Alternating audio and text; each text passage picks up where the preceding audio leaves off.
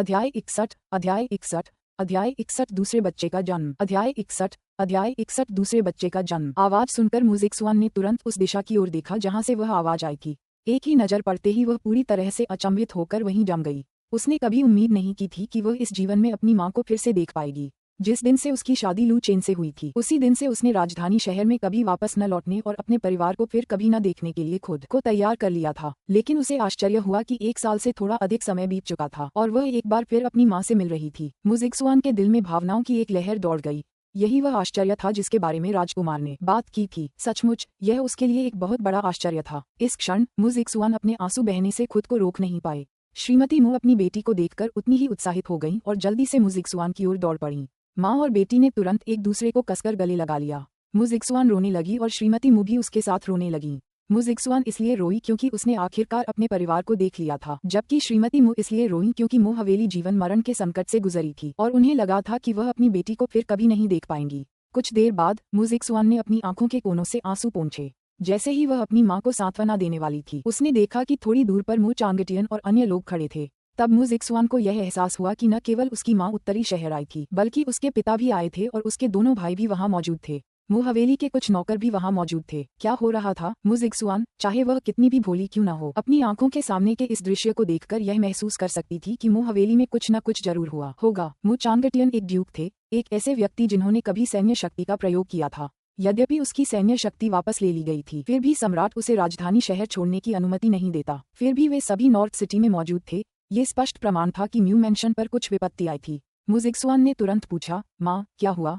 आप सब उत्तरी शहर क्यों आए हैं? मु चांगटियन ने आह भरी और फिर कहा, जिक स्वान, पहले अंदर आओ, हम तुम्हें राजधानी के मामलों के बारे में धीरे धीरे बताएंगे। मुजिक स्वान ने सिर हिलाया और फिर उनके पीछे पीछे मु हवेली के अतिथि कक्ष में चली गई। इसके बाद मु चांगटियन ने राजधानी शहर में घटी हर बात और उनके निर्वासन के बारे में बताया और तभी मुजिक स्वान को समझ आया कि मु हवेली के अंदर क्या हुआ था। इस समय वह लू चेन को इस बारे में न बताने के लिए दोषी नहीं ठहरा रही थी, बल्कि समझ रही थी कि उसने यह बात उससे क्यों छुपाई थी। जब मु हवेली संकट में थी, तब उसने अभी अभी बच्चे को जन्म दिया था और वह काफी कमजोर थी। अगर उसे उस समय मु हवेली की स्थिति के बारे में पता चलता, तो यह निश्चित रूप से एक बड़ा झटका होता। अब मुजिक स्वान को लू चेन के प्रति और भी अधिक कृतज्ञता महसूस हुई। उसने कभी कल्पना भी नहीं की थी कि एक दिन उत्तरी राजकुमार ही उनके पूरे परिवार की रक्षा करेगा। उसी समय मुजिक स्वान ने खुद को बेहद भाग्यशाली महसूस किया। अगर उसने उत्तरी राजकुमार से शादी नहीं की होती, तो बहुत संभव था कि वह और मु हवेली दोनों का अस्तित्व ही न होता। मु हवेली में लगभग 4 घंटे बिताने के बाद मुजिक स्वान राजकुमार की हवेली लौट आए। इस समय लू चेन अध्ययन कक्ष में ब्रोकेड गार्ड की रिपोर्टों की समीक्षा कर रहा था। धप धप धप, अध्ययन कक्ष में दस्तक की आवाज गूंज उठी। राजकुमार, क्या आपकी रखेल अंदर आ सकती है? लू चेन ने रिपोर्ट नीचे रख दी, फिर खड़ी होकर बोली, अंदर आइए। जैसे ही मुजिक स्वान ने दरवाजा खोला, लू चेन ने मुस्कुराते हुए उसका स्वागत किया। मेरी प्यारी, मैंने तुम्हारे लिए जो सरप्राइज तैयार किया था, वह तुम्हें कैसा लगा? क्या तुमने इसका आनंद लिया? लू चेन के बोलते ही मुजिक स्वान ने खुद को उसकी बाहों में झोंक दिया। अपनी बाहों में जैड की कोमल सुगंध को महसूस करते हुए लू चेन ने आरामदेह अंदाज में मुजिक स्वान की जैड जैसी पीठ को धीरे से थपथपाया। आंखों में आंसू लिए मुजिक स्वान ने कहा, वू वू वू, राजकुमार, हमारे पूरे परिवार को बचाने के लिए आपका बहुत बहुत धन्यवाद। लू चेन ने हल्की सी मुस्कान के साथ कहा, तुम मेरी प्रिय उपपत्नी हो और मैं तुम्हें रिश्तेदारों को खोने के बाद दुखी नहीं देखना चाहता। यही मेरा कर्तव्य है। जैसे जैसे लू चेन बोल रहा था, वह मुजिक स्वान की पीठ थपथपाता रहा। ठीक है, रोना बंद करो। मु परिवार सब ठीक है ना? और अब जब वे उत्तरी शहर आ गए हैं, तो अगर तुम चाहो तो अपने परिवार से मिलना तुम्हारे लिए और भी आसान हो जाएगा। इतना कहकर लू चेन ने मुजिक स्वान को थोड़ा सा दूर धकेल दिया और फिर अपनी उंगली से उसकी आंख के कोने से आंसू पोंछ दिए। इस समय मुजिक स्वान का चेहरा गुलाबी स्वास्थ्य से दमक रहा था और उसकी आंसुओं से भीगी सुंदरता उसे और भी दयनीय और प्यारी बना रही थी।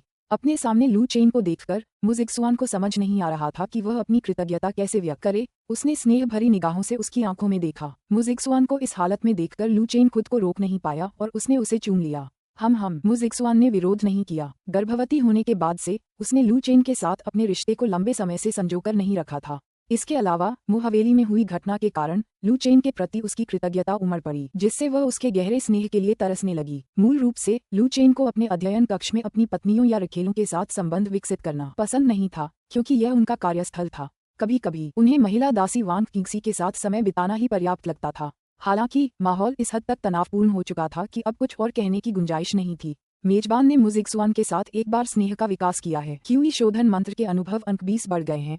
कायाकल्प कौशल के अनुभव अंक 20 बढ़ गए हैं। मेजबान को एक और बच्चे के आगमन पर बधाई, साथ ही 200-122 मिलीमीटर हॉवित्जर, 1000 गोले और सीमेंट निर्माण तकनीक का अतिरिक्त बोनस भी दिया गया है। जितने अधिक बच्चे होंगे उतना ही अधिक लाभ मिलेगा।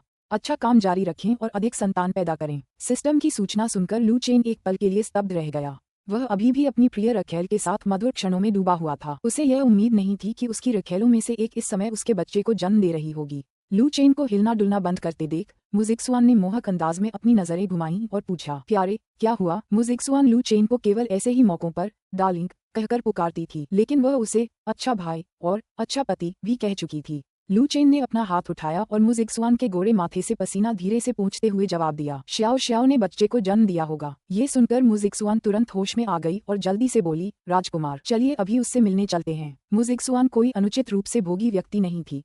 ऐसे समय में स्पष्ट रूप से सुख सुविधाओं की तलाश करने का समय नहीं था। लू चेन ने कहा, हाँ चलो तैयार हो जाते हैं और फिर चलते हैं। जल्दी से तैयार होने के बाद दोनों सीधे उत्तरी आंगन की ओर चल पड़े जहाँ झो शियाजियाओ मौजूद थी। तब तक उत्तरी आंगन में चहल पहल मच चुकी थी। झो शियाजियाओ ने बच्चे को जन्म दे दिया था और वह कमजोरी से बिस्तर पर लेटी हुई थी। उसका चेहरा पीला पड़ गया था और पूरा शरीर पसीने से तर था। लू चेन झो शियाजियाओ के बिस्तर के पास बैठ गई, उसका कोमल हाथ पकड़ा और बोली, शियाजियाओ तुमने बच्चे को जन्म दे दिया है। तुमने मुझे सूचित करने के लिए किसी को क्यों नहीं भेजा? अगर सिस्टम से सूचना न मिलती तो उसे पता ही नहीं चलता कि झो शियाजियाओ ने बच्चे को जन्म दिया है। बड़ी मुश्किल से मुस्कुराते हुए झो शियाजियाओ ने कहा, राजकुमार आजकल बहुत व्यस्त हैं और मैं आपको परेशान नहीं करना चाहती थी। मुजिक्सुआन ने बीच में टोकते हुए कहा, बहन राजकुमार को कोई आपत्ति नहीं होगी। लू चेन मुस्कुराई और बोली, श्याओ श्याओ अगली बार जब तुम बच्चे को जन्म दो तो मुझे जरूर बताना, समझी? ये सुनकर झो शियाजियाओ स्तब्ध रह गई। उसने अभी अभी बच्चे को जन्म दिया था और राजकुमार उससे अगले बच्चे के जन्म के बारे में चर्चा कर रहे थे। उसी क्षण झो शियाजियाओ के पीले चेहरे पर शर्म की लाली छा गई। उसे इतना कमजोर देखकर लू चेन ने तुरंत आध्यात्मिक ऊर्जा का संचार किया और झो शियाजियाओ का इलाज करने के लिए कायाकल्प कौशल का प्रयोग किया। अगले ही पल झो शियाजियाओ ने अपने पूरे शरीर में अविश्वसनीय राहत महसूस की। दर्द और थकान पल भर में गायब हो गई। झो शियाजियाओ के शरीर से निकलती हल्की हरी रोशनी को देखकर मुजिक्सुआन, चू युकीन और उनके बगल में मौजूद अन्य सभी लोग स्तब्ध रह गए। अध्याय 62 बर्बर जनजाति अशांति आए। अध्याय 62 बर्बर जनजाति अशांति। चू युकीन ने लंबे समय से लू चेन को दिव्य शक्ति से अपने संबंध के बारे में बात करते सुना था, इसलिए उसे इस बात पर आश्चर्य नहीं हुआ कि लू चेन अमरता की तकनीकों का उपयोग कर सकता है। लेकिन जानना एक बात थी, उसे अपनी आंखों से देखना बिल्कुल अलग बात थी। इस समय बिस्तर पर लेटी हुई झो शियाजियाओ ने धीरे से यंग यंग की आवाज निकाली और कुछ देर बाद उसने लू चेन को ध्यान से देखते हुए कहा, राजकुमार आपने अभी क्या किया? मुझे इतना आराम क्यों महसूस हो रहा है? मुझे जरा भी दर्द नहीं हो रहा। झो शियाजियाओ की बातें सुनकर मुजिक्सुआन को अचानक अपने प्रसव की याद आ गई। हालांकि उसके शरीर से हरी रोशनी नहीं निकल रही थी, लेकिन लू चेन के शरीर के संपर्क में आने पर उसे बेहद सहज महसूस हुआ और कुछ ही दिनों में उसका शरीर प्रसव पूर्व स्थिति में वापस आ गया। पहले तो उसे लगा कि यह उसकी अच्छी सेहत की वजह से है, लेकिन अब उसे ज्यादा संभावना लग रही थी कि लू चेन ने उसे ठीक करने के लिए किसी विशेष विधि का इस्तेमाल किया था। लू चेन ने झो शियाजियाओ के सवाल का तुरंत जवाब नहीं दिया, बल्कि उसके चेहरे का रंग सामान्य होने तक इंतजार किया और फिर कहा, यह मेरी अनूठी उपचार विधि है जिससे आप जल्द से जल्द ठीक हो जाएंगी। लू चेन के बोलते ही चू युकीन ने तुरंत कमरे में मौजूद दाइयों और नौकरानियों की ओर मुड़कर कहा, आज जो कुछ भी हुआ है उसके बारे में कोई भी बाहरी लोगों से बात नहीं करेगा। चू युकीन के गंभीर चेहरे और सख्त लहजे को देखकर दाइयों और नौकरानियों ने तुरंत अपना सिर नीचे कर लिया और जवाब दिया, जी हाँ मैडम चू। उन्होंने इससे पहले कभी भी उपचार की ऐसी विधि नहीं देखी थी। ये स्पष्ट रूप से कोई सामान्य मानवीय उपचार तकनीक नहीं थी, बल्कि पौराणिक अमरता की तकनीक थी। ये सोचकर कि उनका राजकुमार अमरता की तकनीकों का उपयोग कर सकता है, दाइयों और दासियों में असीम उत्साह भर गया। इससे पहले उन्होंने केवल अमर लोगों के अस्तित्व के बारे में सुना था, अब उन्होंने स्वयं किसी को अमर तकनीकों का उपयोग करते हुए देखा था, और वह उनका अपना राजकुमार था जिसकी वे सेवा करते थे, जो उनके लिए अविश्वसनीय रूप से रोमांचक था। आखिरकार किसी अमर की सेवा करना कोई साधारण व्यक्ति को मिलने वाला सौभाग्य नहीं था। इसी समय झो शियाजियाओ बिस्तर पर उठ बैठी और लू चेन ने जल्दी से उसे सहारा दिया। वह प्रसव पूर्व अवस्था में वापस आ चुकी थी और उसका शरीर अब किसी भी खतरे में नहीं था, जिसके बाद उसने अपने बगल में लेटे बच्चे को अपनी बाहों में लिया और उसे ध्यान से देखने लगी। राजकुमार, मैंने तुम्हारे लिए ही एक बेटी को जन्म दिया है। झो शियाजियाओ के चेहरे पर पछतावे का भाव दिखाई दिया। लू चेन को लू चांगफ्लेग से इतना लगाव देखकर उसने हमेशा यही सोचा था कि लू चेन को लड़के ज्यादा पसंद हैं, इसलिए बेटी को जन्म देने के बाद उसे कुछ अफसोस हो रहा था। उस दौर में यही सामान्य बात थी, एक महिला का दर्जा केवल बेटे को जन्म देने से ही ऊंचा होता था। लू चेन ने झो शियाजियाओ की बाहों में अपनी बेटी को देखा और मुस्कुराते हुए कहा, शियाजियाओ, मेरे लिए बेटे और बेटियां लगभग एक समान हैं। मेरे राजमहल में मेरे बेटों के लिए जो कुछ भी उपलब्ध है वही मेरी बेटियों के लिए भी उपलब्ध होगा। भले ही बेटी को बेटे जितना न मिले, मैं अपने किसी भी बच्चे के साथ कोई भेदभाव नहीं करूंगा। आपको चिंता करने की कोई जरूरत नहीं है। लू चेन की बातें सुनकर झोउ शियाजियाओ को आखिरकार राहत मिली। इसके बाद मु जिक्सुआन ने बगल से याद दिलाते हुए कहा, राजकुमार, बच्ची का अभी तक कोई नाम नहीं रखा गया है, कृपया उसका एक नाम रख दें। कुछ देर सोचने के बाद लू चेन ने कहा, चलो उसका नाम लू हुआन हुआन रखते हैं। मुझे उम्मीद है कि वह खुश और आनंदित होकर बड़ी होगी। झोउ शियाजियाओ ने बड़बड़ाते हुए कहा, Hwan Hwan, Hwan Hwan, Prince, मुझे वह नाम पसंद है। तभी अचानक बाहर से एक नौकरानी की आवाज सुनाई दी, राजकुमार, कमांडर किन आपको ढूंढ रहे हैं। उनका कहना है कि यह बहुत महत्वपूर्ण मामला है। उन्हें उम्मीद है कि आप जल्दी से अध्ययन कक्ष में आ जाएंगे। झोउ शियाजियाओ ने अभी अभी बच्चे को जन्म दिया था और आमतौर पर इस समय लू चेन उसके साथ होता। इसके अलावा राजकुमार के महल की दासियां काफी समझदार थीं। वे किसी अत्यावश्यक मामले को छोड़कर उसे परेशान करने की हिम्मत नहीं करती। लू चेन के चेहरे पर गंभीरता देखकर चू युकिंग ने तुरंत कहा, चेना, चूंकि कमांडर किन आपसे मिलने आए हैं तो यह जरूर कोई महत्वपूर्ण बात होगी। आप जाइए, हम शियाजियाओ के साथ यहीं रुकेंगे। लू चेन ने कहा, ठीक है, मैं पहले जा रहा हूँ। ये शब्द कहते ही लू चेन मुड़ा और झोउ शियाजियाओ के कमरे से निकलकर अपने अध्ययन कक्ष की ओर चल दिया। जब तक लू चेन अध्ययन कक्ष में पहुंचा, किन युशान पहले से ही उसका इंतजार कर रही थी। दरवाजा खोलते ही लू चेन ने तुरंत पूछा, कमांडर किन, क्या हुआ है। किन युशान ने जल्दी से एक बांस की नली निकाली, उसके अंदर से लिपटी हुई भेड़ की खाल को निकाला, उसे खोला और लू चेन को सौंपते हुए कहा, राजकुमार, उत्तरी भूमि में बर्बर जनजाति के बीच हलचल है। ये सुनकर लू चेन की भौहें तुरंत जिया के निशान में सिकुड़ गईं। उत्तरी शहर में आने के बाद से लू चेन को न तो राजधानी शहर से होने वाले छोटे मोटे हत्या के प्रयासों से डर लगता था और न ही उत्तरी शहर के कुलीन परिवारों से। उन्हें हमेशा से सबसे ज्यादा चिंता और फिक्र रहती थी, वो थी नॉर्थ सिटी के उत्तर में रहने वाली बर्बर जनजातियां। बर्बर जनजातियों की गतिविधियों की खबर ने लू चेन को तुरंत चिंतित कर दिया। यदि बर्बर सेना दक्षिण की ओर बढ़ती है तो उत्तरी शहर को इसका सबसे अधिक खामियाजा भुगतना पड़ेगा और इसके शहरों को बर्बरों द्वारा बेरहमी से लूटा जाएगा। उत्तरी शहर के कभी विकसित न हो पाने और इतना गरीब बने रहने का कारण बर्बर जनजातियों द्वारा किए जाने वाले छिटपुट आक्रमण और लूटपाट ही थी। किन युशान द्वारा सौंपे गए भेड़ की खाल पर लिखे स्क्रॉल को पढ़ने के बाद लू चेन चुप हो गया और काफी देर तक कुछ नहीं बोला।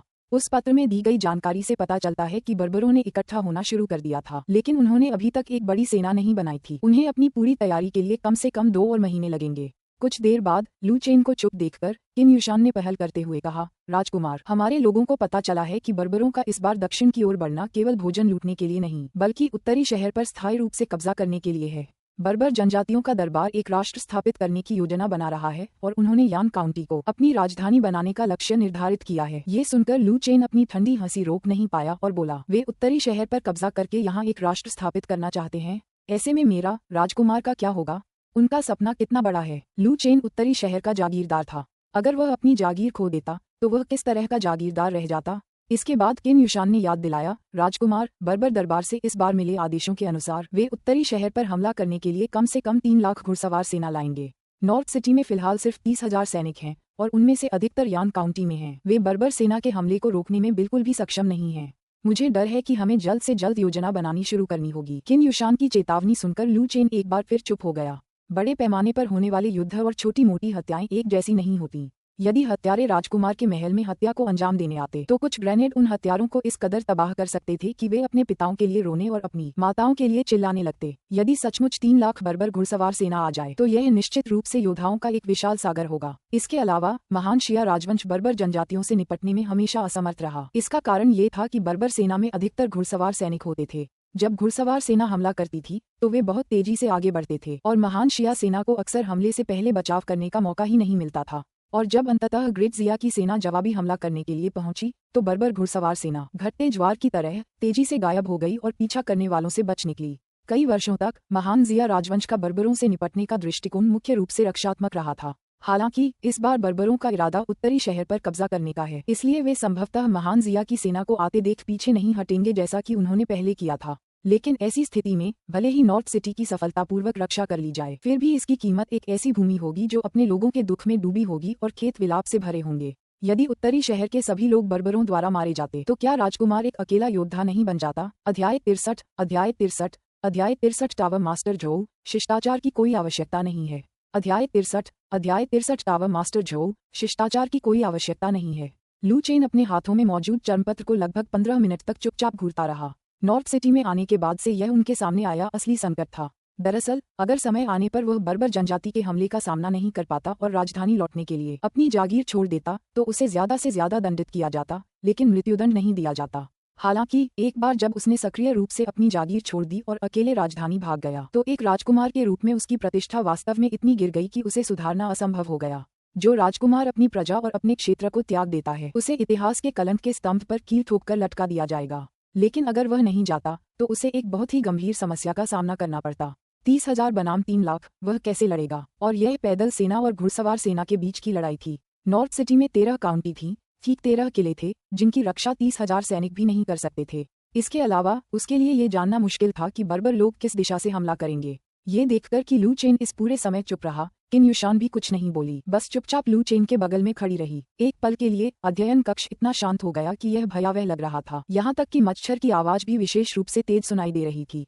इस समय लू चेन के विचार 122 मिलीमीटर हॉवित्जर की ओर मुड़ गए। 200-122 मिलीमीटर हॉवित्जर वास्तव में कुछ भूमिका निभा सकते थे। इसके अलावा इस दुनिया के लोगों ने कभी भी इतने भयानक सामूहिक विनाश के हथियार नहीं देखे थे, इसलिए ये दुश्मन को चौंका सकता था। लेकिन मुख्य मुद्दा ये था कि घुड़सवार सेना बिखरी हुई थी और अत्यधिक गतिशील थी। अगर दुश्मन उसके हाथों में इन भयानक हथियारों को देखकर दुम दबाकर भाग जाए तो क्या होगा?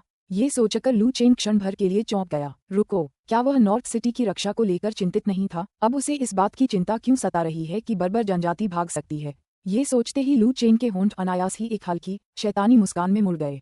यदि 3 लाख घुड़सवारों को एक ही स्थान पर एकत्रित करना संभव हो तो शायद 30,000 घुड़सवारों का 3 लाख घुड़सवारों से लड़ना असंभव न हो। लेकिन क्या बर्बर लोग इतने सहयोगी होंगे? बर्बर जनजाति द्वारा एक साथ इतनी बड़ी संख्या में घुड़सवार सेना तैनात करने से निश्चित रूप से उनकी सेना विभाजित हो जाएगी। वे 3 लाख सैनिकों के साथ किसी एक किले पर हमला नहीं कर पाएंगे जब तक कि कोई ऐसी जगह या कोई ऐसी चीज न हो जो उन्हें एक साथ 3 लाख घुड़सवारों के साथ हमला करने के लिए आकर्षित कर सके। कुछ देर सोचने के बाद लू चेन को लगा कि वह युद्ध छेड़ने के लिए उपयुक्त नहीं है। पेशेवर मामलों को पेशेवरों पर ही छोड़ देना चाहिए। यहाँ अकेले सोचते रहने से हो सकता है कि वह लंबे समय के बाद भी कोई अच्छी रणनीति न बना पाए। वह अपने पिछले जीवन में कभी युद्ध के मैदान में नहीं गया था और इस जीवन में भी उसने कोई युद्ध नहीं लड़ा था।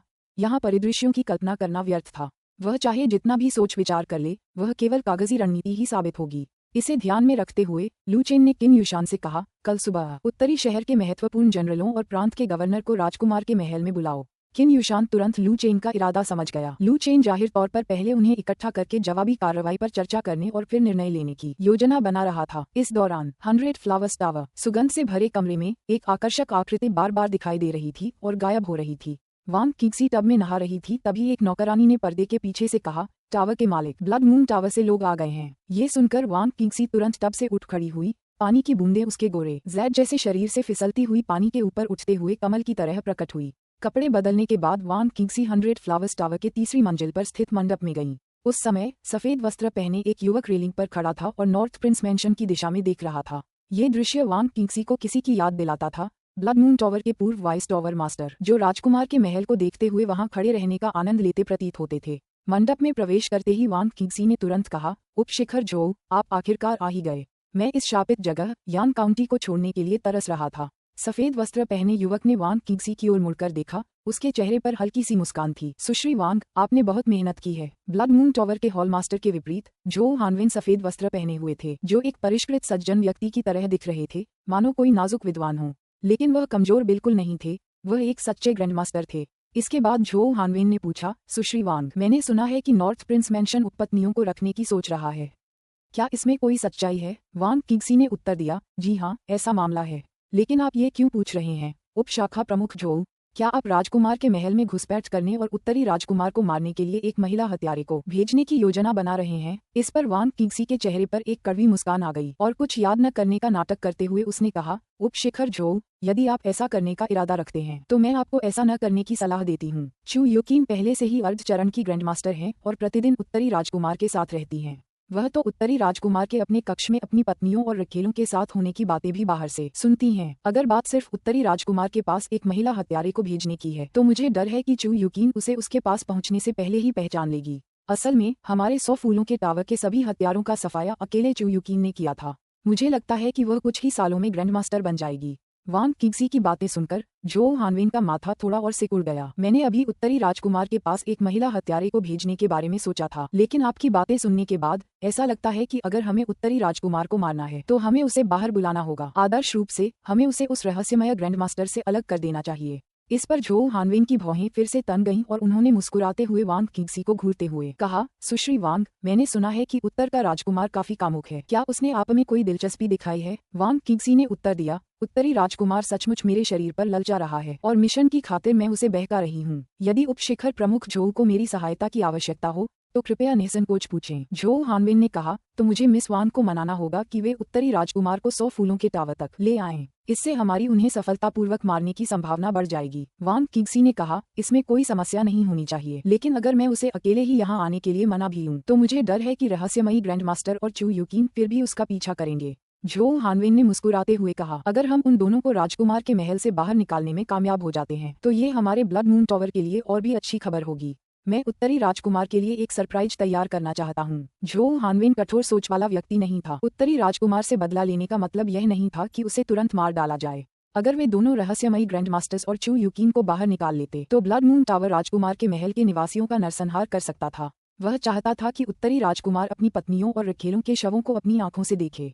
इसके अलावा ब्लड मून टावर एक अन्य महत्वपूर्ण उद्देश्य के साथ उत्तरी शहर आया था, सुगंधित साबुन और उनके उत्पादन के तरीकों को प्राप्त करना। रहस्यमय ग्रैंडमास्टर के बहकावे में आने से उनके पास नॉर्थ प्रिंस मैंशन के सुगंधित साबुन बनाने की विधियों को चुराने के लिए पर्याप्त समय होगा। उस समय झोउ हानवेन की राय में नॉर्थ प्रिंस मैंशन में केवल एक ही थोड़ा सा शक्तिशाली ग्रैंडमास्टर था। उस ग्रैंडमास्टर के बिना नॉर्थ प्रिंस मैंशन एक ऐसे मेमने की तरह था जो वध के लिए तैयार था। उसी क्षण वांग किंगसी के होठों के कोने हल्के से ऊपर की ओर मुड़ गए, जिससे एक हल्की सी चाप बन गई और उसने हल्की सी मुस्कान के साथ कहा, तो फिर मैं आज रात उत्तर के राजकुमार को 100 फूलों के टावर में बुला लूंगी। वांग किंगसी की बातें सुनकर झोउ हानवेन ने विनम्रतापूर्वक उत्तर दिया, तो मुझे मिस वांग को परेशान करना ही होगा। वांग किंगसी ने जवाब दिया, शिष्टाचार की कोई आवश्यकता नहीं है उपगुरु झोउ, यह मेरा कर्तव्य है।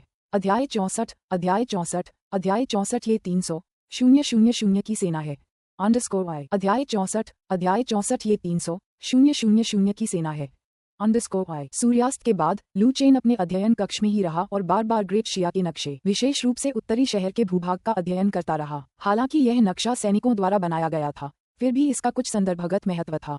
इस समय लू चेन ने सोचा कि अगर वह ग्रेनेड तोपों की प्रभावशीलता को अधिकतम करना चाहता है तो सबसे अच्छा तरीका होगा कि वह सभी 30,000 बर्बर घुड़सवारों को एक संकरे इलाके में लुभाए। फिर वह घेराबंदी कर सकता था, जिससे बर्बर घुड़सवार सेना के पास भागने का कोई रास्ता नहीं बचता और वे फंस जाते। बेशक इस तरह की योजना बनाना केवल कागज पर सैद्धांतिक विचार करना था, वास्तविक क्रियान्वयन निस्संदेह बेहद मुश्किल होगा। उदाहरण के लिए बर्बर जनजाति उनकी बातों में आ जाएगी या उनकी सोच का अनुसरण करेगी, ये सब बर्बर नेताओं पर निर्भर करता था। तभी अध्ययन कक्ष के दरवाजे पर दस्तक हुई। चेन, क्या मैं अंदर आ सकता हूँ? चू यूकिन की आवाज सुनकर लू चेन ने अन्य ढंग से जवाब दिया, हाँ, अंदर आ जाओ। चू यूकिन अध्ययन कक्ष में दाखिल हुई और उसने देखा कि लू चेन की निगाहें मेज पर रखे नक्शे पर टिकी हुई हैं। किम युशान से मिलने के बाद लू चेन ने खुद को अध्ययन कक्ष में बंद कर लिया था। ये जानते हुए चू यूकिन को एहसास हुआ कि कोई गंभीर संकट आने वाला है। चू यूकिन ने चिंता से पूछा, चेन, क्या हुआ? चू यूकिन कोई अजनबी नहीं थी और लू चेन का उसे अंधेरे में रखने का कोई इरादा नहीं था, इसलिए उसने जवाब दिया, बर्बर जनजाति के शाही दरबार ने एक सम्मन जारी किया है जिसमें दक्षिण की ओर बढ़ने, उत्तरी शहर पर कब्जा करने और फिर यान काउंटी को अपनी राजधानी बनाकर वहां एक राष्ट्र स्थापित करने के लिए 3 लाख की सेना इकट्ठा करने की तैयारी की जा रही है। ये सुनकर चू यूकिन का दिमाग एक पल के लिए सुन्न हो गया। इस दुनिया में बड़े पैमाने पर होने वाले युद्धों को महज एक ग्रैंडमास्टर या कुछ शक्तिशाली व्यक्तियों द्वारा प्रभावित नहीं किया जा सकता था। 3 लाख घुड़सवारों के साथ यदि वे वास्तव में दक्षिण की ओर बढ़ते हैं तो उत्तरी शहर के कुछ ही लोग निश्चित रूप से उनका सामना नहीं कर पाएंगे। इसलिए इसमें कोई आश्चर्य नहीं कि लू चेन की भूख मर गई थी और वह पूरी रात अध्ययन कक्ष में ही रहा। इसके बाद चू यूकिन ने पूछा, चेन, क्या ये जानकारी सही है? लू चेन ने सिर हिलाते हुए कहा, ये जानकारी ब्रोकेड गार्ड द्वारा घास के मैदानों से वापस भेजी गई है। चू यूकिन चुप हो गया। जब ब्लड मून टावर ने लू चेन की हत्या करने के लिए किसी को भेजा तो वह उसकी ठीक से रक्षा नहीं कर सकी। ऐसे में 3 लाख घुड़सवारों के बीच राजकुमार के महल की रक्षा करना तो दूर की बात थी। चू यूकिन भी समझ गई थी कि यह स्पष्ट रूप से ऐसा मामला नहीं था जिसमें वह दखल दे सकती थी। इस समय लू चेन ने कहा, मैडम चू, मेरी योजना जिक्सुआन और अन्य लोगों को अनपिंग शहर ले जाने की है। फिर मैं 30,000 सैनिकों का नेतृत्व करते हुए यान काउंटी में बर्बर घुड़सवार सेना के खिलाफ युद्ध का फैसला करूंगा। अनपिंग शहर भी उत्तरी शहर का ही एक हिस्सा था, लेकिन यह उससे थोड़ा दक्षिण में स्थित था। यदि उत्तरी शहर सचमुच गिर जाता है तो मु जिक्सुआन और अन्य लोग पहले अवसर पर ही उत्तरी शहर छोड़कर राजधानी लौट सकते हैं। लू चेन की बातें सुनकर चू यूकिन पल भर के लिए स्तब्ध रह गई। फिर उसने तुरंत कहा, चेना, तुम्हें ऐसा नहीं करना चाहिए। ये तो 3 लाख घुड़सवार हैं। नॉर्थ सिटी के 30,000 सैनिक भला बर्बर घुड़सवार सेना का मुकाबला कैसे कर सकते थे? हालांकि चू यूकिन ने कभी युद्ध नहीं लड़ा था, लेकिन वह जानती थी कि बर्बर जनजाति के 3 लाख घुड़सवार वास्तव में पूरे 3 लाख की ताकत वाले थे। आमतौर पर महान जिया राजवंश या अन्य राजवंश जब विदेशों में सेना तैनात करते थे तो हमेशा ये दावा करते थे कि उनके पास कई लाख या यहाँ तक कि 10 लाख की सेनाएं हैं। लेकिन ये तथाकथित कई लाख या 10 लाख की सेनाएं बहुत बढ़ा चढ़ाकर बताई गई थीं, जिनमें रसद पर अधिकांश खर्च हुआ था और वास्तव में युद्ध में सक्षम सैनिकों की संख्या शायद आधी भी नहीं थी। हालांकि बर्बर सैनिक अलग थे, उनकी प्रत्येक घुड़सवार सेना युद्ध में सक्षम थी, इसलिए यदि वे 3 लाख घुड़सवार सेना होने का दावा करते थे तो इसका मतलब था कि उनके पास वास्तव में 3 लाख युद्ध के लिए तैयार सैनिक थे। चू युकीन कल्पना भी नहीं कर सकती थी कि अगर 3 लाख घुड़सवारों की बर्बर सेना उन्हें घेर ले तो लू चेन उत्तरी शहर के 30,000 सैनिकों के साथ कैसे टिक पाएगा। चू युकीन को इतना घबराया हुआ देखकर लू चेन ने थोड़ा आत्मविश्वास दिखाते हुए मुस्कुराते हुए कहा, मैडम चू, क्या आप भूल गई हैं कि मेरा भी एक दिव्य भाग्य है। लू चेन की यह बात सुनकर चू युकीन निश्चिंत नहीं हुई। उसने आगे कहा, चेना, चाची जानती हैं कि तुम्हारा भाग्य दिव्य है, लेकिन तुम्हारी वर्तमान शक्ति के साथ तुम 3 लाख सैनिकों की सेना का सामना नहीं कर सकती। इसके अलावा बर्बर सेना के भीतर कई ग्रैंडमास्टर और यहाँ तक कि ग्रेट ग्रैंडमास्टर भी होंगे। लू चेन ने उदासीनता से कहा, मेरा मतलब ये है कि मेरे पास इससे भी अधिक भयानक हथियार मौजूद हैं। यह लू चेन की बातें सुनकर चू युकीन को अचानक वे रहस्यमय हथियार याद आ गए जिनका उसने पहले इस्तेमाल किया था। यदि लू चेन के पास इस तरह के हथियारों की बड़ी संख्या होती या यदि राजकुमार का महल इसी तरह के हथियारों का निर्माण कर सकता तो 30,000 सैनिकों का 3 लाख सैनिकों के खिलाफ लड़ना असंभव नहीं था। चू युकीन ने उत्सुकता से पूछा, चेना, क्या आपके द्वारा बताए गए हथियार वास्तव में बर्बर घुड़सवार सेना के हमले का सामना करने में सक्षम हैं? मानचित्र को देखते हुए लू चेन ने चू युकीन के प्रश्न का सीधा उत्तर नहीं दिया, बल्कि इसके बजाय पूछा, मैडम चू, क्या आप जानती हैं कि मुझे इस समय सबसे ज्यादा किस बात की चिंता है? चू युकीन ने नक्शे की ओर देखा और कुछ नहीं कहा। चूंकि लू चेन ने पहले ही 30,000 सैनिकों को लेकर 3 लाख बर्बर घुड़सवारों का सीधे सामना करने का फैसला कर लिया था, इसलिए स्वाभाविक रूप से वह बर्बर सेनाओं के शहर तक पहुंचने को लेकर चिंतित नहीं था। अगर लू चेन को बर्बर सेनाओं के शहर की दीवारों तक पहुंचने की भी चिंता नहीं थी तो चू युकीन ये कल्पना भी नहीं कर सकती थी कि लू चेन को और किस बात की चिंता हो सकती है। इस समय लू चेन ने आगे कहा, मुझे इस बात की चिंता है कि बर्बर घुड़सवार सेना भाग सकती है और हम इन 3 लाख घुड़सवारों को पूरी तरह से रोक नहीं पाएंगे। चू युकीन। लू चेन की बात सुनकर चू युकीन को अचानक लगा कि उसका दिमाग इसे समझने के लिए संघर्ष कर रहा है। क्या इन 3 लाख बर्बर घुड़सवारों के दक्षिण की ओर बढ़ते आक्रमण को रोकना ही काफी था, बल्कि उन्हें पूरी तरह से पराजित करना और यह सुनिश्चित करना भी था कि कोई भी बचकर न निकल सके। अगर किसी और ने ये सुना होता तो शायद वे सोचते कि बर्बर जनजाति के दक्षिण की ओर बढ़ने की खबर सुनकर उत्तरी राजकुमार भय से पागल हो गया है। ये तो 3 लाख सैनिक हैं और वो भी घुड़सवार सेना, और ये तो छोड़ ही दीजिए कि उन्हें हराना संभव था या नहीं। उन सभी 3 लाख घुड़सवारों को भागने से रोकना एक कोरी कल्पना से कम नहीं था। इस समय चू युकीन ने आह भरी और कहा, चेना, चाची तो बस एक गृहिणी है। चाची को युद्ध के बारे में ज्यादा जानकारी नहीं है। मैं बस यही आशा करती हूँ कि तुम सुरक्षित वापस आ जाओ। फिर लू चेन ने थोड़ी सी भौहें चढ़ाकर और चेहरे पर चिंता का भाव लिए चू युकीन की ओर देखा। उसने मुस्कुराते हुए कहा, मैडम चू, चिंता मत कीजिए। अगर वाकई ऐसी नौबत आ गई कि हम बर्बरों का सामना नहीं कर सकते तो मैं भागने का रास्ता ढूंढ लूंगा। बर्बरों की घेराबंदी से बच निकलना मेरे लिए ज्यादा मुश्किल नहीं है। चू युकीन ने पूछा, आप जिक्सुआन और अन्य लोगों को अनपिंग शहर कब भेजने की योजना बना रहे हैं? लू चेन ने जवाब दिया, जितनी जल्दी हो उतना अच्छा, मुझे पहले से तैयारी करनी होगी। इस समय लू चेन ने चू युकीन की आंखों में देखते हुए कहा, मैडम चू, मुझे उम्मीद है कि समय आने पर आप जिक्सुआन और अन्य लोगों के साथ जा सकेंगी और उनकी रक्षा करने में मेरी मदद करेंगी। लू चेन के अनुरोध के जवाब में चू युकीन ने इस बार इनकार नहीं किया, क्योंकि वह जानती थी कि इतने बड़े पैमाने के युद्ध में वह ज्यादा मददगार साबित नहीं होगी। ठीक है, अगर नॉर्थ सिटी सचमुच हार जाता है तो आंटी जिक्सुआन और बाकी लोगों को वापस राजधानी ले जाएंगी। तुम यान काउंटी में बर्बरों से लड़ने पर ध्यान दो। चू युकीन को सहमत होते देख लू चेन के दिल की एक चिंता कम हो गई। इसी समय दरवाजे पर नौकरानी की आवाज सुनाई दी। महामहिम, ब्रोकेड गार्ड की ओर से एक अत्यावश्यक संदेश है। लू चेन ने कहा, अंदर आओ। इसके बाद नौकरानी अध्ययन कक्ष में दाखिल हुई और लू चेन को पत्र सौंप दिया। लू चेन ने उसे खोला और सरसरी नजर डालने के बाद मन ही मन बुदबुदाया, लगता है कि बर्बर सेना के दक्षिण की ओर बढ़ते कदम का सामना करने से पहले हमें थोड़ी परेशानी से निपटना होगा। अध्याय 65 ब्लड मून टावर पर हमला आए। अध्याय 65 ब्लड मून टावर पर हमला। लू चेन की बात सुनकर चू युकीन ने तुरंत पूछा, चेना, आखिर क्या हुआ है? लू चेन ने जवाब दिया, ब्लड मून टावर के टावर मास्टर खुद यान काउंटी आए हैं। वे चाहते हैं कि किंगसी मुझे 100 फ्लावर्स टावर में फंसाए। अगर वह तथाकथित रहस्यमयी ग्रैंड मास्टर मेरे साथ है तो ब्लड मून टावर के लोग सीधे राजकुमार के महल पर हमला करेंगे और सबको मार डालेंगे। अगर ग्रैंड मास्टर मेरे साथ नहीं है तो वे 100 फ्लावर्स टावर में पहले मुझे मार डालेंगे, फिर मेरी मौत का इस्तेमाल रहस्यमयी ग्रैंड मास्टर को बाहर निकालने के लिए करेंगे। लू चेन की बातें सुनकर चू युकीन की भौहें थोड़ी सिकुड़ गईं और फिर उसने ठंडी सांस लेते हुए कहा, ब्लड मून टावर बेहद दुस्साहसी है, बार बार एक जागीरदार की हत्या करने की कोशिश कर रहा है। इस समय चू युकीन ने लू चेन की ओर देखा और पूछा, चेना, तुम आगे क्या करने की योजना बना रही हो? लू चेन ने उदासीनता से कहा, अब ब्लड मून टावर की मुसीबत से निपटने का समय आ गया है। मुझे मार डालना ठीक है, लेकिन अगर वे मेरी पत्नी और बच्चों को नुकसान पहुंचाना चाहते हैं तो वे सब यमराज से मिलने के लायक हैं। लू चेन के शब्द बहुत शांत थे, लेकिन उसके लहजे में हत्या का इरादा साफ झलक रहा था। इस बार वह सचमुच क्रोधित था। उसकी व्यवस्था ने तय कर लिया था कि उसकी महिलाएं उसकी कमजोरी हैं, और अब जब उन्हें निशाना बनाया जा रहा था तो वह दूसरे पक्ष को चैन से नहीं रहने देगा। लू चेन ने आगे कहा, ब्लड मून टावर को नष्ट करना तो बस शुरुआत है।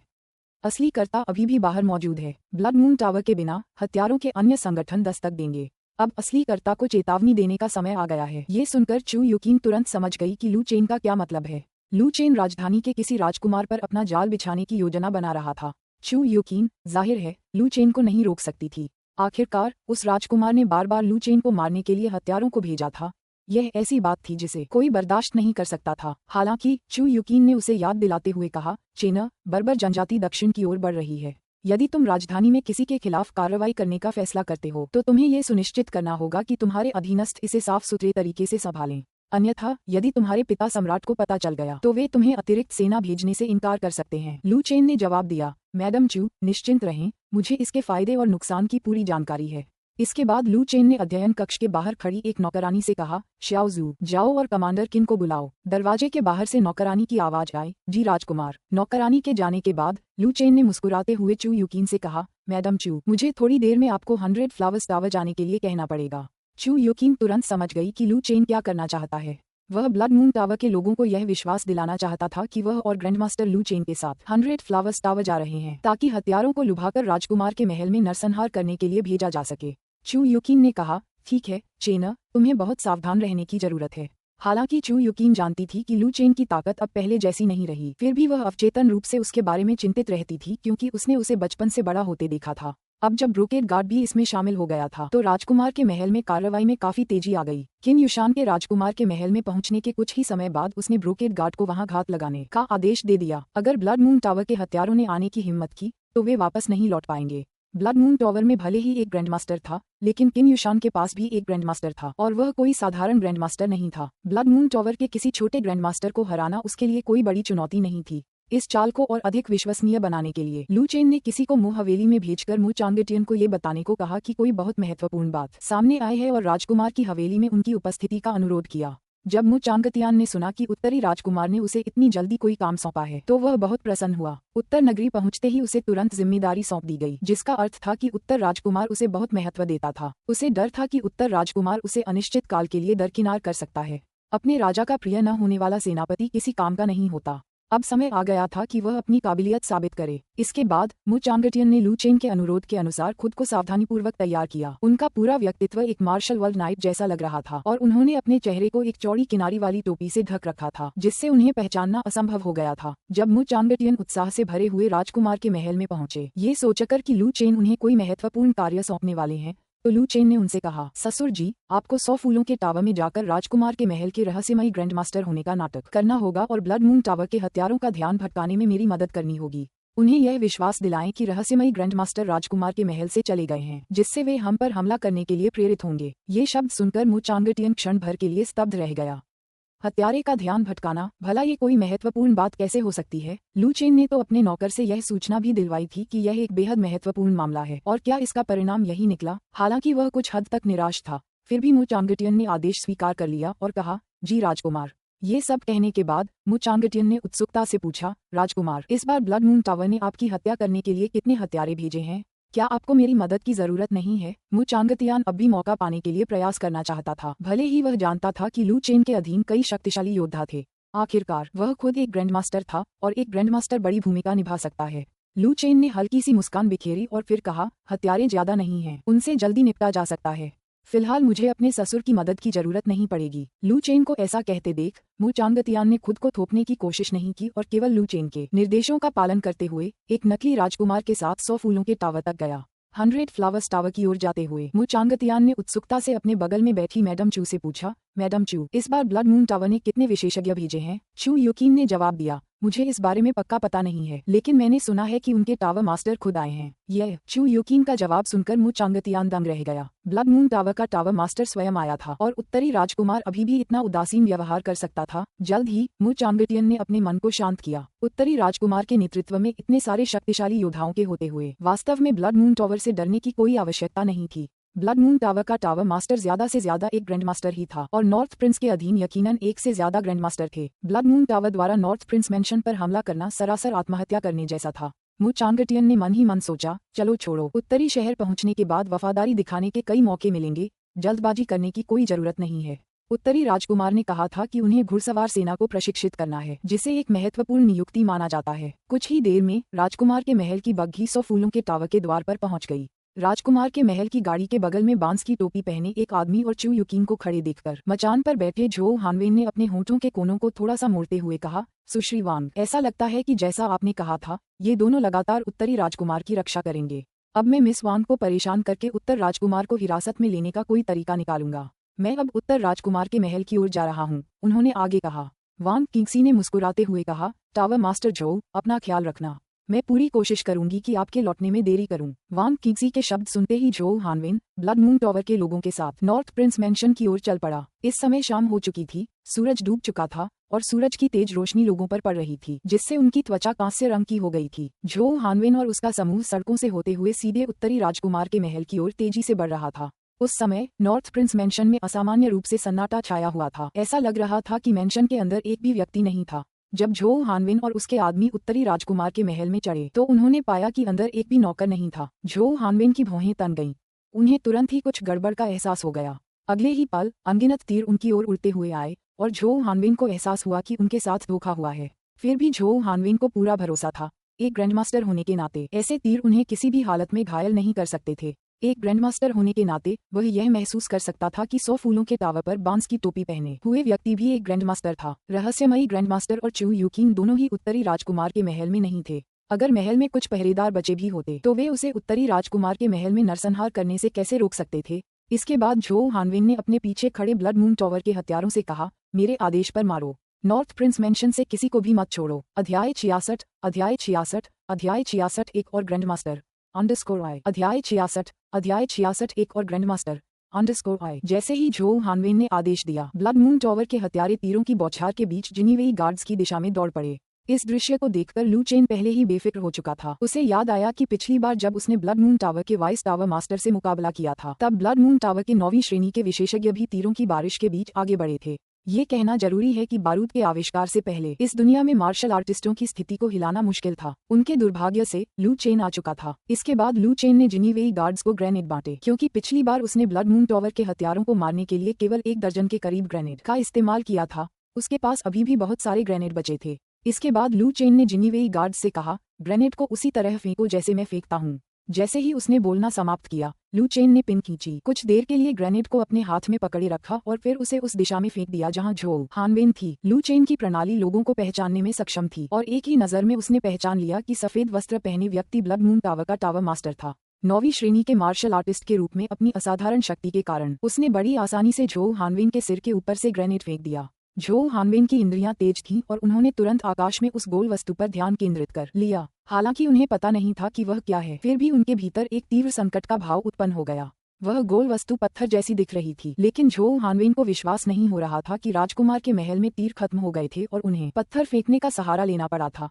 ये स्पष्ट रूप से कोई विशेष हथियार था। झो हानवेन ने हड़बड़ी में कई कदम पीछे छलांग लगाए। हालांकि झो हानवेन भागने में कामयाब रहा, लेकिन उसके बगल में मौजूद मार्शल आर्टिस्ट समय पर प्रतिक्रिया नहीं दे पाए। ग्रेनेड हवा में ही फट गया और एक जोरदार धमाके के साथ अनगिनत टुकड़े उड़कर नीचे खड़े मार्शल आर्टिस्टों के सिर में जा लगे। निशाने पर चलने वाले तीरों के सामने इन मार्शल आर्टिस्टों के पास खुद का बचाव करने का मौका हो सकता था, लेकिन सबसे तेज गति से अराजक रूप से उड़ते हुए ग्रेनेड के टुकड़ों के सामने उनके पास चकमा देने के अलावा लगभग कोई दूसरा विकल्प नहीं था। इस दृश्य को देखकर झो हानवेन का चेहरा तुरंत काला पड़ गया।